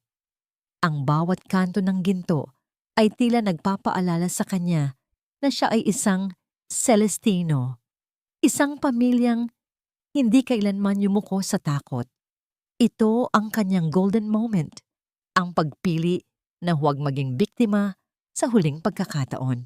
Kung sasaktan mo ako, wala kang makukuhang kahit isang sentimo, mahinahong wika ni Mercedes. Ang kanyang boses ay unti-unting naging matatag. Ang panginginig ay napalitan ng isang malamig na awtoridad. Ang lahat ng yaman ng Arcadia Foods ay nasa ilalim ng isang mahigpit na legal trust. Isang maling galaw mo sa akin, automatikong madu-freeze ang lahat ng accounts. Mamamatay ako, pero wala kayong mapong mapapala. Natigilan ang lalaki sa likuran. Hindi niya inaasahan na ang babaeng akala niya ay mahina at madaling takutin ay marunong lumaban gamit ang luhika at kapangyarihan. Matapang ka ha? Pero tingnan natin kung hanggang saan ang tapang mo kapag dinala kita sa isang lugar na walang makakarinig sa'yo. Dahan-dahang inabot ni Mercedes ang isang maliit na button sa gilid ng kanyang pinto, ang emergency distress signal na ipinalagay ni Marvin Cojuangco para sa kanyang seguridad. Ang bawat segundo ay tila isang oras sa kanyang pakiramdam habang hinihintay ang anumang himala. Biglang nabulabog ang katahimikan ng parking lot ng isang matinding liwanag mula sa isa pang sasakyan ang tumama ng diretso sa windshield ni Mercedes. Ang liwanag ay masyadong masilaw. Tila isang anghel na bumaba mula sa langit upang basagin ang kadiliman. Kasunod nito ay ang mabilis na paglapit ng dalawa pang sasakyan na pinaliligiran na ngayon ang kanyang kotse. Bitiwan mo ang aking kliyente ngayon din. Ang boses ni Attorney Ramiro ay umalingaw-ngaw sa pamamagitan ng isang megaphone. Kasunod ang pagbaba ng mga security personnel ni Marvin na may dalang mga flashlight na tila mga talim ng liwanag sa dilim. Nataranta ang lalaki sa likuran. Sa gitna ng kaguluhan, binitiwan niya ang hawak na bakal at mabilis na lumabas ng sasakyan, pilit na tumatakas patungo sa madilim na bahagi ng parking lot. Ngunit bago pa man siya makalayo, ang mga tauhan ni Marvin ay mabilis na nakapalibot sa kanya, tila mga anino na naglalapat ng katarungan. Mabilis na binuksan ni Marvin ang pinto ng driver's seat at dahan-dahang inalalayan si Mercedes palabas. Mercedes, ayos ka lang ba? Patawad, huli na ang dating namin. Napaupo si Mercedes sa semento. Ang kanyang mga tuhod ay tuluyan ng nanghina. Ang bawat hikbi na kanina pa niya pinipigilan ay tuluyan ng kumawala. Naramdaman niya ang yakap ni Marvin, isang yakap na puno ng proteksyon at tunay na pagmamalasakit. Ang lamig ng gabi ay dahan-dahang napalitan ng init ng isang bagong pag-asa. Salamat, Marvin. Salamat. Bulong ni Mercedes habang nakasandal sa balikat ng lalaki. Sa sandaling iyon, napagtanto niya na ang tunay na yaman ay hindi ang mga shares sa Arcadia Foods, kundi ang mga taong handang tumayo sa tabi mo sa gitna ng panganib. Gayunpaman, habang inaakay siya patungo sa sasakyan ni Marvin, isang huling sulyap ang ibinigay ni Mercedes sa lalaking nahuli. Isang katanungan ang pilit na bumubulong sa kanyang isipan. Ang utang ba ni Dante ay tuluyan na ngang mababayaran o ito lamang ang simula ng isang mas malaking gulo na hahamon sa kanyang bagong nahanap na kapayapaan? Hindi pa tapos ang lahat, madam. Ang huling hiyaw ng lalaki habang isinasakay ito sa sasakyan ng mga pulis. May mga taong mas mataas pa sa amin at hindi nila titigilan ang Arcadia Foods hanggat hindi mo ibinibigay ang corona. Nanlamig muli ang pakiramdam ni Mercedes. Sino ang tunay na mastermind sa likod ng Crestwood Holdings? At hanggang saan ang kayang isakripisyo ni Mercedes upang protektahan ang kumpanyang ipinamana sa kanya? Ngayong alam niyang hindi lang si Dante ang kalaban niya. Mercedes, hindi mo pwedeng takasan ang aninong ito sa pamamagitan ng pagtatago sa loob ng kumbento. Ang boses ni Attorney Ramiro ay naging seryoso habang nakaupo sila sa maliit na silid tanggapan ni Sister Clarita. Sa harap ni Mercedes ay isang mainit na tasa ng tsaa. Ngunit ang singaw nito ay hindi sapat upang pawiin ang panlalamig na nararamdaman niya sa loob ng kanyang dibdib. Ang bawat salita ng lalaking nanakot sa kanya sa parking lot kagabi ay tila isang laso na patuloy na kumakalat sa kanyang isipan. Hawak-hawak niya ang isang malaking sandok. Balak sana niyang tumulong sa pagluluto ng hapunan para sa mga bata. Ngunit ang kanyang mga kamay ay nananatiling nanginginig. Tila nawala ng lakas na humawak kahit sa pinakamagaang bagay. Ito ang kanyang muy kim ng boses ng katotohanan. Habang ang lahat ay nagdiriwang sa kanyang pagbabalik sa trono, siya naman ay nakakaramdam ng higit na pag-iisa. Ang bawat pader ng Arcadia Foods na dati ay simbolo ng kanyang karangalan, ngayon ay tila nagiging rehas na unti-unting kumukulong sa kanya. Ang yaman na kanyang ipinaglaban ay may kasama palang madidilim na multo na hindi niya inaasahan. Ramiro, sino ang tinutukoy nila? Sino ang nasa likod ng Crestwood Holdings na higit pa kay Dante? Mahinang tanong ni Mercedes. Ang kanyang mga mata ay nakapako sa tubig sa loob ng tasa. Pinagmamasdan ng sariling refleksyon na tila unti-unti ring lumalabo. Bumuntong hininga si Marvin Cojuangco na nakatayo sa tabi ng bintana. Ang kanyang tindig ay tila isang matibay na haligi na handang sumalo sa anumang guguho. Mercedes, nalaman namin na ang Crestwood ay bahagi ng isang mas malaking sabwatan, ang Falcon Crest Development, isang kumpanya na matagal nang nagnanais na makuha ang lupain ng Arcadia Foods para gawing isang higanting mall complex. Ginamit nila ang kahinaan ni Dante, ang kanyang kasakiman, para mabaon ang kumpanya sa utang. Ang plano nila ay tuluyan kang gipitin hanggang sa mapilitan kang ibenta ang lahat. Naramdaman ni Mercedes ang isang matinding pait. Ang lahat ng kanyang pinaghirapan, ang lahat ng sakripisyo ng kanyang ama ay nais lamang lamunin ng mga taong ang tanging alam ay numero at kita. Ang pag-ibig ni Dante ay naging mitya at ang yaman ni Mercedes ang naging pain. Ngunit sa gitna ng bigat ng sitwasyon, tumayo si Mercedes at naglakad patungo sa kusina ng kumbento. Sinimulan niyang hiwain ang mga gulay ng may dahan-dahan ngunit tiyak na pagkilos. Ang bawat tunog ng kutsilyo na tumatama sa kahoy na sangkalan ay tila isang ritual ng pagpapakalma sa sarili. Ito ang kanyang golden moment, ang pagbabalik sa kanyang pinagmulan upang mahanap ang kanyang lakas sa gitna ng pagluluto para sa mga batang ulila. Doon niya nararamdaman na siya ay buhay, na siya ay may saysay na higit pa sa mga dokumentong legal. Marvin, Ramiro, hindi ko ibibigay ang Arcadia Foods, wika ni Mercedes habang idinadagdag ang mga sangkap sa kumukulong kaldero. Ang bango ng niluluto ay dahan-dahang bumalot sa kusina, tila isang haplos ng pag-asa. Ginamit nila ang aking kabaitan para pasukin ang aking buhay. Ngayon, gagamitin ko ang aking katotohanan para palayasin sila. Anong balak mo, Mercedes? Tanong ni Marvin. Ang kanyang mga mata ay nagniningning sa paghanga. Gagawa tayo ng isang strategic counter move, sagot ni Mercedes. Kung ang Falcon Crest ang nagpautang kay Dante gamit ang aking pangalan nang walang pahintulot, ibig sabihin ay void ang mga kontratang yon mula sa simula. At sa halip na bayaran sila, idedemanda natin sila para sa predatory lending at conspiracy to commit fraud. Isang matatag na ngiti ang sumilay sa mga labi ni Ramiro. Madam Chairwoman, mukhang mabilis kang natuto sa mundo ng negosyo. Gayunpaman, ang gabi ay hindi natapos ng ganoon kadali.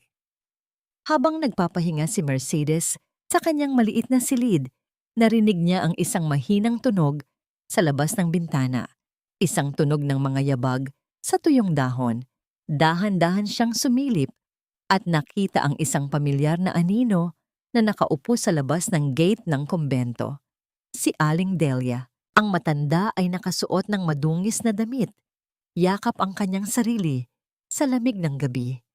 Wala na ang mga alahas, wala na ang kayabangan. Nakatingin lamang ito sa pintuan ng kumbento nang may mga matang puno ng pagsisisi at matinding gutom.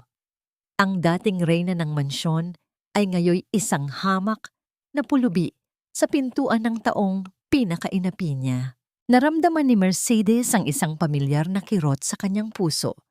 Ito ang kanyang huling pagsubok, ang pagpili sa pagitan ng hustisya at ng awa. Lalabas ba siya upang tulungan ang taong sumira sa kanyang buhay o hahayaan niya itong lasapin ang lupit ng tadhana na siya rin ang gumuhit? Dahan-dahang hinawakan ni Mercedes ang lock ng pinto.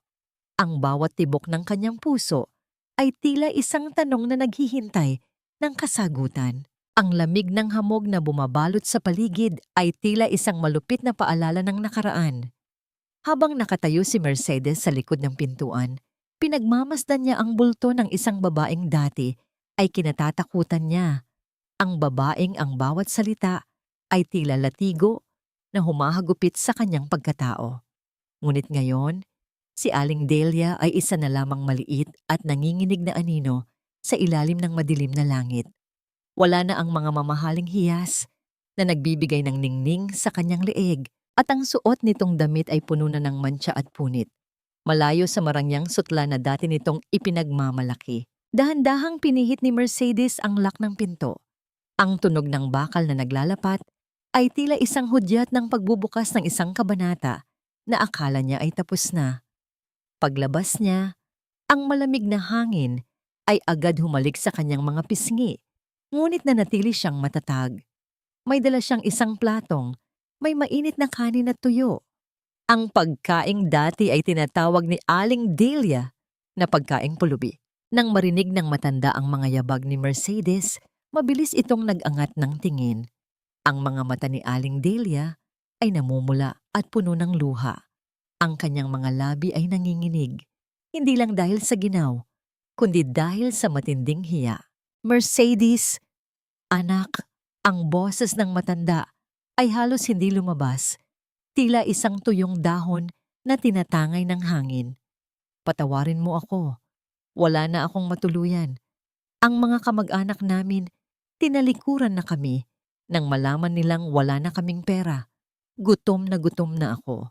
Naramdaman ni Mercedes ang isang pamilyar na kirot, ngunit hindi na ito ang bulag na awa na dati ay nagpapahina sa kanya. Inilapag niya ang plato sa semento sa harap ng matanda. Nay, 12 taon ko kayong itinuring na tunay na ina. Pinagsilbihan ko kayo, tiniis ko ang bawat pang-aapi niyo dahil akala ko bahagi iyon ng pagiging isang mabuting asawa. Pero noong ako ang nasa ulan, noong ako ang walang makain, nasaan kayo? Napahagulgol si Aling Delia habang sinisimulan niyang kainin ang pagkain gamit ang kanyang nanginginig na mga kamay. Ang bawat subo niya ay may kasamang hikbi ng pagsisisi. Nabulag ako, Mercedes. Akala ko ang yaman ay habambuhay. Akala ko ang anak ko ay hindi magagawang lokohin, pati ang sarili niyang asawa. Patawarin mo ako, anak. Huwag mo akong iwan sa kalsada. Tinitigan ni Mercedes ang matanda. Ito ang kanyang golden moment. Ang mapagtanto na ang tunay na tagumpay ay hindi ang makitang nagdurusa ang iyong kaaway, kundi ang magkaroon ng lakas na magbigay ng pagkakataon sa kabila ng lahat ng sakit. Hindi ko kayo patutuluyin sa mansyon, Nay, at hindi ko rin kayo bibigyan ng marangyang buhay. Pero dahil tao pa rin ako, papayagan ko kayong manuluyan sa maliit na silid sa likod ng karinderya. Magtatrabaho kayo roon, maghuhugas kayo ng pinggan, maglilinis kayo ng mesa. Doon niyo mararamdaman kung paano maghirap para sa bawat butil ng kaning kinakain niyo. Isang mabilis na pagtango ang isinagot ni Aling Delia. Tila ba ang alok ni Mercedes ay isang gintong pagkakataon na hindi niya pwedeng palampasin. Ang reyna ng mansyon ay magiging alila na ngayon sa sarili niyang karinderya. Isang katarungang hindi idinaan sa dahas, kundi sa pagtuturo ng tunay na halaga ng paggawa. Kinabukasan, bumalik ang focus ni Mercedes sa mas malaking laban. Sa loob ng opisina ng Arcadia Foods, kasama niya sina Marvin at Attorney Ramiro, Nakalatag sa mesa ang mga dokumentong magpapatunay sa sabatan ng Falcon Crest Development. Mercedes, may masamang balita. Wika ni Marvin habang tinitingnan ang kanyang tablet. Ang Falcon Crest ay nagsampa ng injunction laban sa atin. Pinapahinto nila ang lahat ng operasyon ng Arcadia Foods dahil sa mga utang na iniwan ni Dante. Kung hindi tayo makakabayad ng interest sa loob ng 48 oras, may karapatan silang i-foreclose ang buong kumpanya. Naramdaman ni Mercedes ang mabilis na tibok ng kanyang puso. Ito na ang huling barahan ng mga kalaban. Nais nilang gipitin siya sa oras upang sumuko siya sa kanilang mga kondisyon. Ramiro, gaano katagal bago lumabas ang desisyon sa kasong predatory lending na isinampa natin? Masyadong matagal, Mercedes. Hindi aabot sa 48 oras. Sagot ni Ramiro ng may pangamba. Tumingin si Mercedes sa labas ng bintana. Pinagmamasdan ang mga empleyado ng Arcadia Foods na abala sa kanilang pagtatrabaho. Ang mga taong umaasa sa kumpanyang ito ay hindi niya pwedeng biguin. Isang matapang na desisyon ang dahan-dahang nabubuo sa kanyang isipan. Mayroon akong hindi nagagalaw na account, bulong ni Mercedes. Ang Celestino Legacy Fund. Ito ang perang itinabi ng tatay ko para sa aking kasal na kailanman ay hindi ko sinabi kay Dante. Sapat ito para bayaran ang interest at pigilan ang foreclosure. Pero Mercedes, iyan na ang huling yaman ng pamilya mo.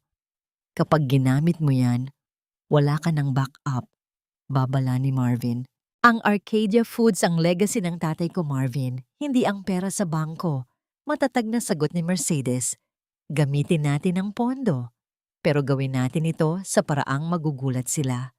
Bayaran natin ang utang sa harap ng media sa oras mismo ng kanilang press conference. Habang inihahanda nila ang huling plano, isang hindi inaasahang bisita ang dumating sa reception area ng kumpanya. Isang lalaking nakasuit na may dalang isang itim na sobre. Ang bawat hakbang nito ay tila nagdadala ng masamang balita. Para kay Madam Chairwoman, saad ng lalaki bago mabilis na umalis. Nang buksan ni Mercedes ang sobre, isang litrato ang nalaglag. Litrato yon ni Dante sa loob ng kulungan, ngunit hindi ito ordinaryong kuha. May bakas ng pasa sa kanyang mukha at may nakadikit na papel sa kanyang dibdib na may nakasulat na, "Ang utang ng asawa ay utang ng asawa, bayad o buhay." Naramdaman ni Mercedes ang biglang panlalamig ng kanyang mga kamay. Ang Falcon Crest ay hindi lang pala naglalaro ng legal na laban.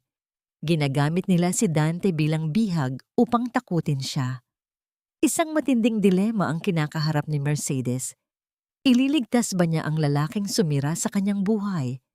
O hahayaan niya itong magbayad sa sarili nitong kasalanan habang isinasakripisyo ang kanyang kumpanya? Ang bigat ng litratong hawak ni Mercedes ay tila mas mabigat pa sa lahat ng pighati na naranasan niya sa nakalipas na 12 taon. Nakapako ang kanyang mga mata sa duguan at sugatang mukha ni Dante. Ang lalaking minsang nangako sa kanya ng walang hanggang pag-ibig sa harap ng altar ay ngayoy nakaluhod at nagmamakaawa para sa sarili nitong buhay. Isang bahagi ng kanyang isipan ang bumubulong na ito na ang karma ng kanyang asawa, ngunit ang kanyang puso na kailanman ay hindi natutong maging malupit, ay tahimik na nadudurog. Naramdaman niya ang dahan-dahang paglapat ng isang mainit na palad sa kanyang nanginginig na mga daliri. Nang mag-angat siya ng tingin, bumungad sa kanya ang maamong mukha ni Marvin Cojuangco. Walang salita. Dahan-dahang kinuha ni Marvin ang litrato mula sa pagkakahawak ni Mercedes at itinabi ito sa mesa. Ang simpleng pagpisil ng lalaki sa kanyang kamay ay nagpadala ng isang kakaibang alon ng kalinga sa kanyang buong pagkatao. Isang pakiramdam na matagal na niyang hinahanap, ang pakiramdam ng pagiging ligtas at pinahahalagahan. Hindi mo kailangang piliin kung sino ang isasakripisyo, Mercedes. Malumanay na wika ni Marvin, ang kanyang mga mata ay puno ng matatag na suporta. Hindi tayo magpapatalo sa mga halimaw na ito. Ililigtas natin ang kumpanya mo at hindi natin hahayaang may mamatay na tao dahil sa kasakiman nila. Tumango si Mercedes at ang lamig ng takot sa kanyang dibdib ay unti-unting napalitan ng init ng determinasyon. Kinuha niya ang kanyang telepono at tinawagan si Attorney Ramiro. Ramiro, kailangan kong makipag-ugnayan kaagad sa pinakamataas na opisyal ng NBI. Ang litratong natanggap ko ay nagpapatunay na may mga bayarang opisyal sa loob ng presinto na kumikilos para sa Falcon Crest. Gusto kong ilipat si Dante sa protective custody ngayong gabi rin. Walang sino man ang may karapatang kumuha ng buhay ng iba para lang maningil ng utang. Kinabukasan, ang isang malawak na bulwagan sa Makati ay napuno ng mga mamamahayag at mga kilalang tao sa mundo ng negosyo. Ang mga kinatawan ng Falcon Crest Development ay nakatayo sa entablado. Buong kayabangang ipinapahayag ang kanilang nakatakdang pagkuha sa mga ari-arian ng Arcadia Foods dahil sa hindi pagbabayad ng utang. Ang kanilang mga ngiti ay tila mga patalim na nag-aabang sa pagbagsak ng isang higanting kumpanya. Ngunit ang kanilang pagdiriwang ay biglang nahinto nang bumukas ang malaking pinto ng bulwagan. Pumasok si Mercedes, suot ang isang formal na puting kasuotan na nagbibigay diin sa kanyang malinis na hangarin at hindi matitinag na kapangyarihan. Sa kanyang tabi ay si Marvin na ang bawat hakbang ay sumasabay sa kanya, tila isang tapat na kalasag. Ang mga ilaw mula sa mga kamera ng mga mamamahayag ay nagkislapan na tila mga bituin na nag-aagawan upang makunan ang pagbabalik ng tunay na reyna ng Arcadia. Ito ang kanyang golden moment. Ang pagharap sa buong mundo hindi bilang isang biktima ng pagtataksil, kundi bilang isang babaeng marunong lumaban gamit ang katotohanan. Naglakad si Mercedes patungo sa entablado. Binaliwala ang mga gulat na mukha ng mga opisyal ng Falcon Crest. Inilapag niya sa harap ng mikropono ang isang selyadong sobre na naglalaman ng tseke mula sa Celestino Legacy Fund. Ang tsekeng iyan ay naglalaman ng kabuuang halaga ng interes na hinihingi ninyo upang pigilan ang foreclosure ng Arcadia Foods. Matatag na pahayag ni Mercedes, ang kanyang boses ay umaalingaw-ngaw sa buong silid nang walang kahit anong panginginig. Ayon sa batas, wala na kayong karapatang galawin ang kumpanya ko. Bumakas ang matinding inis sa mukha ng pangunahing kinatawan ng Falcon Crest. You may have paid the interest, Madam Chairwoman, but the principal loan remains. At paano mo naman mapapatunayan na kaya mong pamahalaan ang kumpanyang ibinaon sa utang ng sarili mong asawa? Isang kalmadong ngiti ang sumilay sa mga labi ni Mercedes. Kinuha niya ang isa pang manipis na folder at iniabot ito sa mga miyembro ng media na nasa unahan. Hindi ko na kailangang bayaran ang natitirang utang dahil ang kontratang pinirmahan ninyo ay isang pandaraya. Bukod dyan, nais kong ipaalam sa lahat na ang NBI ay kasalukuyang nire-raid ang mga tanggapan ng Falcon Crest. Ang litratong ipinadala ninyo sa akin kagabi na naglalaman ng pananakot sa buhay ni Dante Vergara ay hawak na ngayon ng mga awtoridad bilang ebidensya ng extortion at grave threats. Ang buong bulwagan ay napuno ng sunod-sunod na mga katanungan mula sa mga mamamahayag na sabik makakuha ng detalye. Namutla ang mga kinatawan ng Falcon Crest, ang kanilang mga mayayamang nangiti ay tuluyan ng gumuho. Ang mga pulis na nakasibilyan na kanina pa nakabantay sa loob ng silid ay dahan-dahang lumapit patungo sa entablado upang imbitahan ang mga opisyal para sa opisyal na investigasyon. Sa kabilang dako ng lungsod, sa loob ng isang ligtas at mahigpit na binabantayang selda ng NBI, nakaupo si Dante. Ang kanyang mga sugat ay ginamot na ng mga doktor at ang malamig na takot sa kanyang puso ay unti-unting napawi nang malamang ligtas na siya mula sa mga tauhan ng Falcon Crest. Nang ibalita sa kanya ng investigador na ang kanyang kaligtasan ay inayos mismo ni Mercedes, tuluyang bumagsak ang luha sa kanyang mga mata. Doon niya lubos na napagtanto ang halaga ng babaeng itinapon niya. Si Mercedes, ang asawang binusog niya sa panlalait at panlilinlang, ang siya pa ring nagbigay sa kanya ng pangalawang buhay. Ang matinding pagsisisi ay tila isang malaking bato na dumagan sa kanyang dibdib, isang pasanin na dadalhin niya habang buhay sa loob ng malamig na rehas. Pababa ng entablado, naramdaman ni Mercedes ang banayad na pagpisil ni Marvin sa kanyang siko. Tumingin siya sa lalaki at sa pagkakataong ito, ang kanyang mga mata ay hindi na naghahanap ng katarungan, kundi ng kapayapaan. Ang bagyong sumira sa kanyang nakaraan ay tuluyan ng humupa at ang natira na lamang ay isang malinaw na kalangitan na naghihintay ng bagong simula. Tapos na ang laban. Ang mga lihim na sumira sa kanyang buhay ay nabunyag at nalinis na. Ngunit bago niya tuluyang ipikit ang kanyang mga mata upang magpahinga, may mga huling katanungan ang kailangang masagot. Paano niya bubuuin muli ang kanyang sarili mula sa mga naiwang basag na piraso?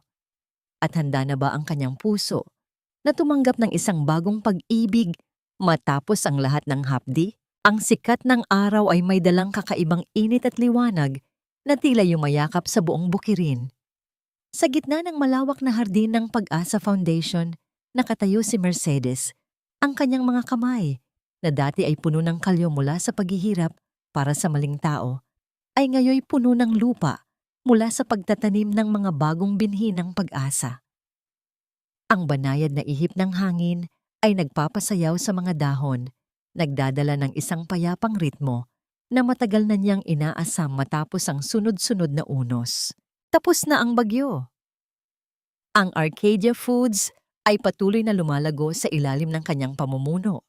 Ngunit mas malaki ang tagumpay na nakamit niya rito sa foundation, kung saan daan-daang kababaihang biktima ng pang-aabusong pinansyal ang binibigyan niya ng pagkakataong makatayo sa sarili nilang mga paa. Narito ang kanyang tunay na imperyo, isang kaharian na itinayo mula sa pagmamahal at pag-asa. Minsan, sa mga tahimik na sandali, naiisip niya ang mga taong nag-iwan ng malalim na sugat sa kanyang pagkatao. Sa loob ng malamig na rehas, pinagsisilbihan ni Dante ang kanyang sentensya. Ayon sa huling balita ni Attorney Ramiro, naging tahimik ang kanyang dating asawa. Madalas itong nakaluhod sa maliit na kapilya ng kulungan. Taimtim na pinagsisihan ang mga kasalanang sumira sa kanilang buhay. Pinatawad na siya ni Mercedes. Ang pagpapatawad na ito ay hindi nangangahulugang pagkalimot sa sakit, kundi pagpili na wag nang buhatin ang bigat ng puot sa kanyang dibdib. Pinalaya niya si Dante sa kanyang puso upang tuluyan niyang mapalaya ang kanyang sarili. Sa kabilang banda, si Aling Delia ay naroon sa maliit na karinderya. Ang matanda na dati ay nandidiri sa amoy ng usok ay ngayon mismo ang nagkikis-kis ng mga kaldero at nagpupunas ng mga mesa upang may makain araw-araw. Ang bawat patak ng pawis nito ay katumbas ng aral na ang yaman na hindi pinaghirapan ay madaling mababawi ng tadhana. Walang galit na nararamdaman si Mercedes para sa kanya, kundi isang tahimik na kapayapaan na ang hustisya ng Diyos ay patas at walang itinatangi. Habang nagdidilig ng mga bulaklak, naramdaman ni Mercedes ang presensya ng isang tao sa kanyang likuran. Ang mabagal at matatag na paglakad sa ibabaw ng tuyong lupa ay pag-aari ng isang lalaking hindi kailanman nang iwan sa kanya sa gitna ng kadiliman. Lumingon siya at nakita si Marvin Cojuangco. May bitbit na isang maliit na bayong ng mga sariwang prutas na paborito niya. Ang mga mata ni Marvin ay puno ng lalim at paggalang na tila sinasabi na si Mercedes ang pinakamahalagang kayamanan sa kanyang mundo. Dahan-dahan itong lumapit, inilapag ang bayong, at kinuha ang maruming kamay ni Mercedes nang walang anumang pag-aalinlangan. Ang init ng palad ng lalaki ay nagbigay ng isang pamilyar at nakakapanatag na pakiramdam sa kanyang puso. Isang pag-ibig na nagbibigay ng lakas at hindi nang-aabuso. Hindi ka ba napapagod, Madam Chairwoman? Buong linggo ka nang nagpapatakbo ng kumpanya at ngayon ay narito ka naman sa bukid. Malumanay na wika ni Marvin. Ang bawat salita ay puno ng sinseridad at kalinga. Ngumiti si Mercedes, isang ngangiting umaabot hanggang sa kanyang mga mata at nagpapawi sa anumang bakas ng nakaraan. Dito ko nararamdaman na tunay akong buhay, Marvin. Dito, ang bawat itinatanim ko ay may kasiguraduhang mamumunga nang walang panlilinlang. Kung ganoon, sagot ni Marvin habang dahan-dahang itinatapat ang kanyang noo sa noo ni Mercedes, maaari ko bang itanim ang natitirang mga araw ko sa tabi mo? Walang pangangailangan ng anumang marahas na kilos o madamdaming deklarasyon. Sapat na ang init ng kanilang pagdikit, ang tahimik na pag-unawa, at ang pananatili ng kanilang mga kamay na magkahawak. Pinatunayan nila na ang tunay na pag-ibig ay hindi sumisira, kundi nagpapahilom ng mga sugat na akala ng lahat ay hindi na magagamot. Natutunan ni Mercedes na ang halaga ng isang tao ay hindi nasusukat sa uri ng damit na kanyang suot o sa laki ng kanyang bank account. Ang tunay na yaman ay ang dangal na hindi nananakaw. Ang kabutihang hindi nauubos kahit gaano pa kadaming beses abusuhin. At ang pusong marunong magpatawad, ngunit marunong ding ipaglaban ang tama. Sa huli, ang lihim sa likod ng tagumpay ay hindi ang pag-angat upang tapakan ng iba, kundi ang pagbangon mula sa putikan upang maging liwanag para sa mga taong nasa dilim.